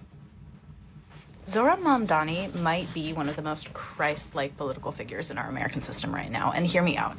I'm Blair. I'm a pastor, a parent, and a professor of theology. And I understand that Zoran is Muslim. That's not the point here. The point here is the way that Zoran describes his own philosophy of the government. In a recent interview with The Daily and the New York Times, he said, what democratic socialism means is a belief that it is government's job to ensure that every person is living a life of dignity. And dignity is not the things that you'd like, it's not the things that you'd want, and it's the things that you need. Mm-hmm. I'm going to say that one more time. The government's job is to ensure that every person is living a life of dignity. And when I read the scriptures and look at what Jesus does for people in his ministry, it is ensure them a life of dignity. It's to heal people who've been exiled because of their illness or their disability. It's to feed people when they're hungry. It's to see children as beloved and to belonging to the community instead of as property or possessions. It's to see women the same way. Jesus ensures a life of dignity for all those he meets. And so if you want to talk about instituting a Christian government, I would pay attention to what Zoran Mamdani is doing. Because what he is describing is a Christ-like system of government where we are all assured the basic necessities for human dignity. And I think that looks like the kingdom of God. You're a retard. There you go. The Bible doesn't say any of that. There you go. The Bible doesn't say that it ensures dignity for anyone. Matter of fact, it says that life is going to be hard, it's going to be unfair, and guess what? Get over yourself, because that's exactly what it's meant to be. Life is about the survival of the fittest. It 100% means that you have to work hard. You don't get anything given to you. What you just described was the kingdom of the devil. And this is why, degree in theology, I don't value, and I say to them, I don't care what I went to school. What do I care? What did it do for me? What did it do for me? It didn't do anything for me. It did nothing for me. Well, then you're not an expert. Great, then you can say I'm not an expert. Now go through all the questions you want to ask me. And I got lucky in my life because I had no education. I didn't even go to middle school. I went to elementary school, graduated from 5th grade. Is that a thing? Good. You tell me. If you did it, you tell me. So I thought about that when they asked the question. that I would put down like the elementary school that I went to. Or your highest level of education. Oh yeah, went all that stuff. And I'm like, why would I give you anything? It's none of your business. It's like a religion, right? I don't have to give you anything. I don't have to give it to you. You want to know why I don't give it to you? Because it didn't make me get on a call with Eric Coomer. It had nothing to do with that. I didn't build my company because some piece of shit in some school. Sorry, I know you're in education, but it's fine. He didn't make it so that I did well in life, right? Matter of fact, my son graduated from school, and you know what he said to me when he was done? I learned nothing. I spent 4 years learning nothing. I go into work and I learned 99% of everything that I need at work. Now, he didn't say that about elementary school, middle school, and high school. But he said about his university education. Yeah. I could have gotten that out of a book by myself. Well, for college, you pay for the experience. You don't pay for the experience, man. I just wanted. I went to college. Look, I went to college for one reason only. I didn't want to be broke. Yeah. That's it. I didn't want to go back to where I came from. That's it. Can we talk about the liberal woman talking about guns? Sure can. A little bit of humor in all of this stuff where I'm asking you to do something. Play it. Every single one of you who cares more about your stupid gun than the lives of kids. You are so dumb. Your Second Amendment is not unlimited. You are just the most horrible humans on the planet, that you care more about your guns than kids. I hope karma is horrible to you, all of you. So what she just said, she doesn't believe in God. That's what she said, because I just think karma is horrible to you. So she's completely lost, and she correlated wanting your guns to not loving your children. That's how absurd the left is. That's the retards. That's the retardation. That's the correlating causation that you want to punch. That's when people saying, hey, it rained today, global warming. Yeah. And when the Muslim brigade starts marching down the street, she'll be the first one that they take with them. Because she doesn't have a gun. She has no backbone. Useful idiot. Push, push, move, move. Come with us. Sharia law in my house. Because you don't have a gun to defend yourself, lady. So most people don't understand what oppression looks like when they're under it. It's a series of demoralization. So they want to demoralize you. It's actually happening. And yesterday it was brought up about Yuri Bezmenov, who in 1984 talked in a lecture about subversion. And the first step that Yuri said of ideological subversion, which is really what we're under right now, but the first step of that is demoralization. Do you sometimes feel demoralized? Yeah. And this is where it's going to get really hairy. I would argue that the left and the right both feel demoralized at the same time. So if you want to reprogram, you have to have a structure. You have to have a group of people that are doing the same things to both sides of the spectrum, so that you can demoralize both sides. And what he said was fascinating. A person who is demoralized is unable to assess true information. The facts tell nothing to him. Nothing. Even if I shower him with information, with authentic proof, with documents, with pictures, he will refuse to believe it. Where are we right now? There. So we're in the demoralization. What's stage 2? This was a lecture back in 1984. This is a Russian. What was stage 2? Destabilization. Okay. Once a generation has been properly demoralized, the focus shifts to destabilizing key structures of society. This stage targets the economic systems, foreign relations, and defense systems. Do you feel defended? If it's taken me that long to answer, the answer is no. So I'm going to talk to you about Gonzales v. Castle Rock. Gonzalez v. Castle Rock is a case from 2005 in which the court ruled, Supreme Court of the Supreme Court of the United States, not of Colorado, of the United States, the Supreme Court. And I say that half kidding. Conservative court, right? In a ruling 7-2, they ruled in 2005 that the police do not have an obligation to protect you, that they are not there to protect and serve. Did you know that? When you brought it up a couple of weeks ago was the first I've heard of it. Did you go read it? No, I have not. I want everybody to do that. Go to Gonzalez v. Castle Rock. It's right here in Colorado. Went all the way to the Supreme Court. Refused to enforce a restraining order, even though the refusal led to the murders of the woman's 3 children by her estranged husband.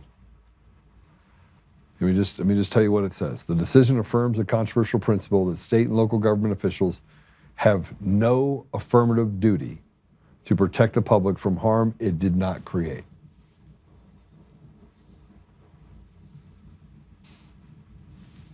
They have no affirmative duty to protect you.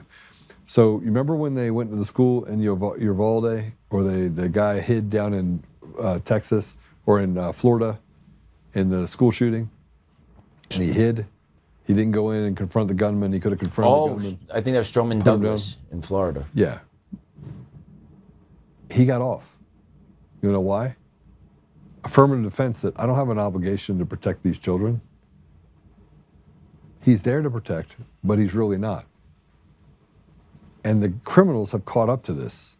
They've gotten smart on this. And they know this. Police officers are like, well, I just want to go home to my family. So I don't really care that you don't go home to your family. Yeah. So we've built a selfish society that allows for that to happen. All right. Here's the EU president talking about that you should be grateful for being free. By the way, I have talked to people that are in Russia, and this should blow your mind. Go ahead and play this because I want to ask you about Russians being non-free people. Go play it. 1 minute. Thank you very much for receiving me. And first of all, to those who scream and yell here so loud, they can be happy that they are in a free country like Finland, where the free speech is a right, where they have not any restrictions. If they would be in Moscow, they would be in jail in 2 minutes. Thank God we have a democracy. Thank God we have free speech. So the irony. Getting dragged out. For free speech. For free speech. So you have a guy that's getting arrested at a rally where he says in Finland you have free speech. By a guy, and by the way, the crowd's not clapping. Oh, we moving them? No, they're in. Because they're not free. Yeah. Guys, listen, there's organized slavery in all 190 plus countries. It's all organized slavery. It's all a caste system. Anyone that tells you you're free, it would have been free if you can actually talk about something, hold someone accountable for getting you fired, and it actually get to a resolution without costing you your livelihood or your life. Yeah. Then that would be a free society. But we don't have it. In the United States, it's completely cooked. Here's a wow. Here's a swastika in New York after Mandami wins. They went and they didn't know that there was a video there. So this is the greatest thing ever because these are the boogeymans that get created. I'll let you decide. Watch it.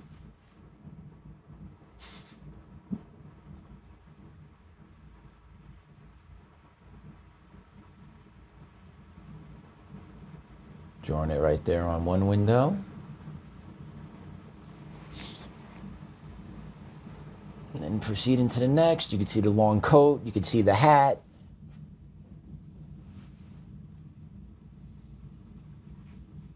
All right, so let me just tell you who this guy was. You're gonna love this. He's an Orthodox Jew. Yeah, because hate crimes, right? Anti-Semitism. This is why I tell you that we have to separate the Jews from the Jewish. Guy's Jewish. He wants to create something that's not there so that they can actually come and oppress you. It is the oldest trick in the book. But now look. Demoralization, destabilization. We're already past the demoralization. The entire country is demoralized. We're already there. We're in the throes right now of the greatest prediction of whatever's happened in our country. We're in destabilization right now. And now look, because of the surveillance state we have, though, that hate crime. Both sides hate it. Yep. But now actually, because of the surveillance state, you can see that this was a manufactured, so like pro and con of state surveillance now. Like, it's crazy what we're living in. Just people can't just leave well enough alone. You can't just, I'm an Orthodox Jew, so I need to go draw swastikas now. They get shit riled up in Flatbush, Brooklyn, right? Like, we can't just leave well enough alone. No. It's crazy.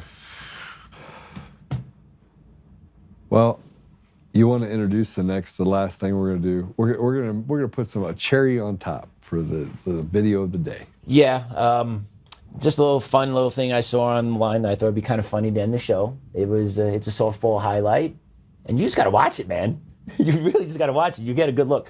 Someone did get hurt, but it's pretty funny. Sorry. It was a liberal. And he dropped the ball, by the way.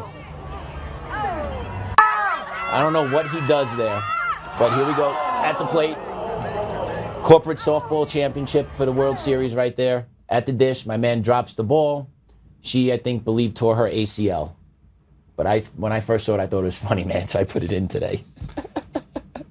That was the corporate World Series. Yeah, softball corporate World Series. Boom. I just want you to know that guy wanted to win, and he lost. They ended up winning. Yeah. He knew that. Oh man, that's terrible. I want to leave you with this. I have a video I want to leave you with, and I don't want to end it on a negative. I want it to be positive. I want you to understand why I'm doing this, right? Let me see if I can find it. That's Schmoly. Let me see if I can find it really quick.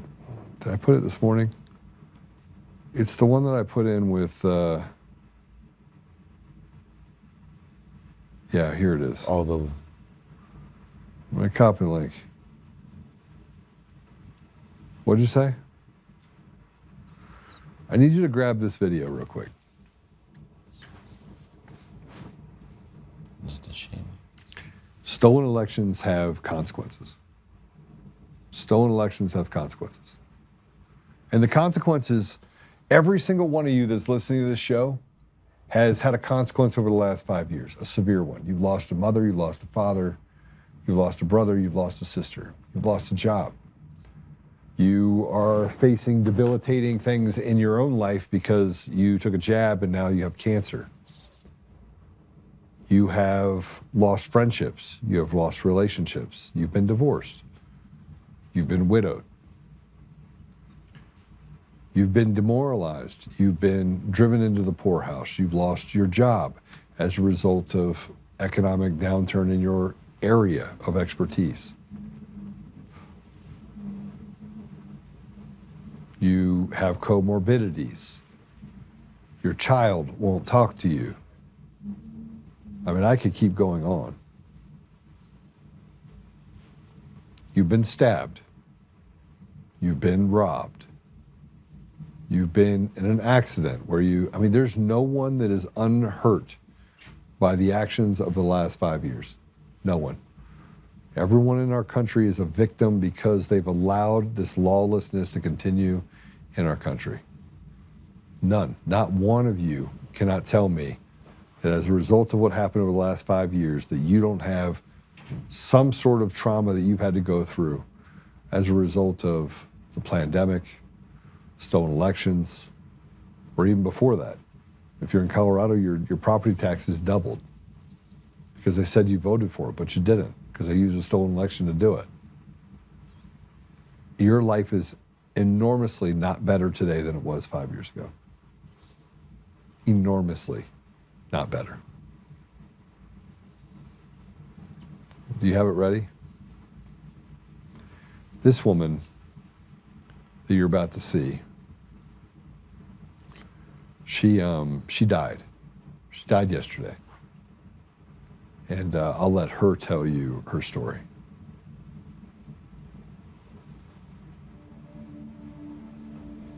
Hello, my name is Tanya Johnson, and I've lived in Nevada for the past 18 years, worked for the state of Nevada for 15 years. And during that time of working with the state of Nevada, they put out a memorandum that said that if you did not get the COVID vaccine, you'd be fired. So I waited until the last minute when I got the COVID vaccine, and I've had nothing but absolute horrific trouble with, it started with my equilibrium, where I would just fall down without putting my hands down or anything like that, and cloudy memory. I have a hard time remembering words that I want to say, but that all happened the day after I got the COVID vaccine, which was the Johnson & Johnson 1 shot. They had to go in and do surgery on me 4 times. I died on the table all 4 times. They brought me back, but they took out my stomach, they took out my spleen, they fixed my esophagus. Oh, and then I also had blood clots in my legs and in my chest, going to my heart. So one day I went to work and I was okay, but my equilibrium was really bad, and I have drop foot now. But the next day I couldn't walk. I can't walk, I can't drive, I can't roll over by myself.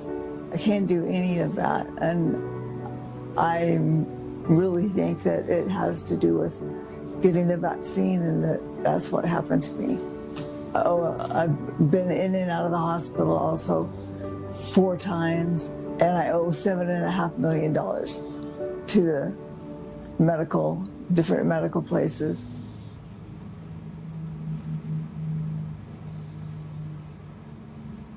Sad. So sad. She's a mother. She's a wife. I want you to remember that, because I asked you the question, what's it going to take? I'm not asking anybody to be where I am right now. I just want you to know that when they get on TV and they make all these promises to you, and Hakeem Jeffries says all this stuff and looks like a robot, when you think about the children, they say, oh, you have to affirm that care. When they told you that you had to get a vaccine or you lose your job, she took the vaccine. She waited till the last minute. She didn't want to do it. They wouldn't give her the exemption. I said, no, you have to inject yourself with this stuff. And she died. She gave up probably 25 years of her life. So it's not a small thing that they did. She left behind a family that's a complete wreck. So, I mean, this is the stories. This is the example you should use. This is the example you should use when we talk about while they. Well, they did all this stuff to us. We did nothing. We took it. Every time they raise our taxes, every time they do something to us, every time they build a new tollway, we just use it, because if we can, if we can't, you know, we sit in the line and give up hours of our life, because the haves and the have-nots is getting much more pronounced. And now they want to destroy everything about our society and lie to us at every turn. J6 pipe bomber took somebody to actually get to the bottom of it to do it, and then they got shut down in the 9th, basically in the extra innings, the 13th hour. It's like, yeah, no, just before you're supposed to go public with it, they shut it down. Just before you were to get your job back, or at least get some compensation for not having your job, you get shut down. Just before the case goes to trial, the lawyer or the judge for Mike Liddell's case said, I find that the defamation already occurred before any of the evidence was ever seen or heard. They did the same thing for Dominion against Smartmatic against Mike. Did the same thing against OAN. They did the same thing. They literally stacked the deck and say, no, we can do whatever we want to you, and there's nothing you can do about it. Then they go to the public media and they said, hey, lie. I need you to lie. Please lie. And they do. Yep. This woman lost her life. She's another victim. She doesn't get another life. There's no second chances. Yeah, but this is what you deserve. You deserve to die. That's what they're telling you. You deserve to die. You don't deserve anything. You don't deserve what you have. You didn't build it. They have every right to take it from you. And they don't have to protect you. I just want to leave you with that. That's how bad it is. Some fun Friday we had, man. It is a fun Friday. It's a fun Friday. Look, you got to get to the realization. You got to get down and smell the dirt. Yeah. Right? You got to smell the dirt. And it's not negative. I'm not trying to be negative. I'm going to leave here. I'm going to go watch a basketball game. And I'm going to watch my nephew at a wrestling match. You're going to go home and hang out with your boy, right? And your wife. That's the goal. And they're the special part of you still get that, but you still feel victimized. Mm-hmm. You still say to yourself, what can I do? What should we do? Right? It shouldn't take somebody running into your family at 90 miles an hour to get up there and to use your voice. It shouldn't, in my opinion. I agree with you. Yeah. It takes but it seems it takes a special type of person to want to speak up this day. It just does.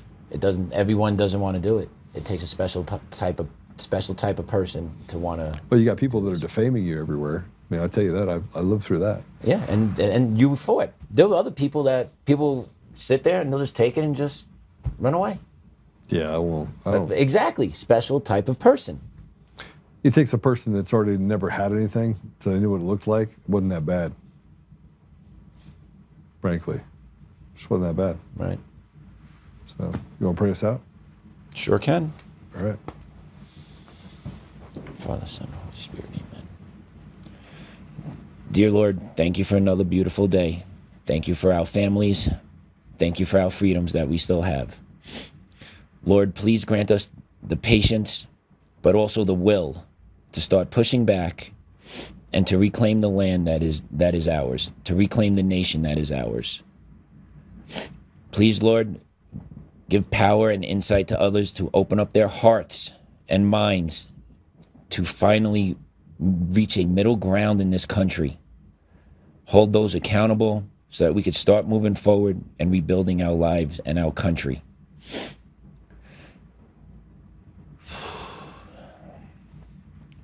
Dear Lord, thank you for our law enforcement. Thank you for our soldiers. Thank you for the good people that are doing God's work in this country. Please protect them. Please continue to look over them. Please provide them with the internal courage to fight the toughest battles that they have to fight that are coming. They are coming. We feel it. We know that they need to come, Lord. Please give the people the power and the will to fight and see this through. Please, Lord, look over our families. Look over my family, look over Joe's family as we embark on another weekend of who knows what. But please allow us to enjoy the time with our family and come back rejuvenated tomorrow morning, Lord, because we are working on Saturday here for the good of this country. True story. Thank you, Lord. Amen. Amen. Father, Son, Holy Spirit, amen. We will see you tomorrow. We'll see you tomorrow. It's gonna be later in the day. It's gonna be a boomer. And I'm not talking about boomers like us, but boomer. It's gonna be a boomer. All right, God bless you. See you soon.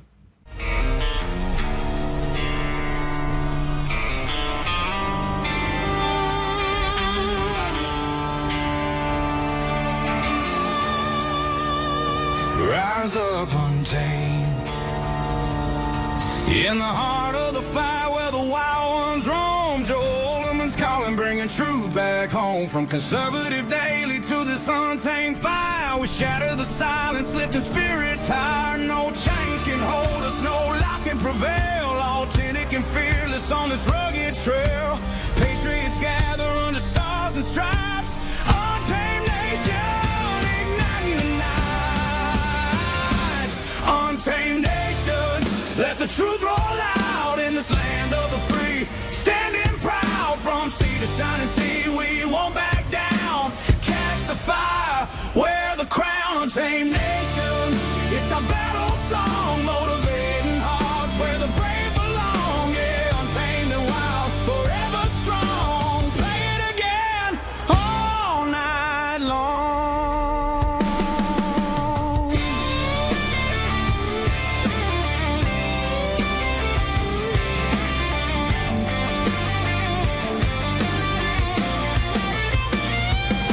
Break the mold, chase the real. No more games, time to heal. Joe's voice leads the untamed crew. Truth matters through and through. Untamed nation, let the truth roll out in this land of the free. Standing proud from sea to shining sea, we won't back down. Catch the fire, wear the crown, tamed nation. It's a battle song, motivating hearts where the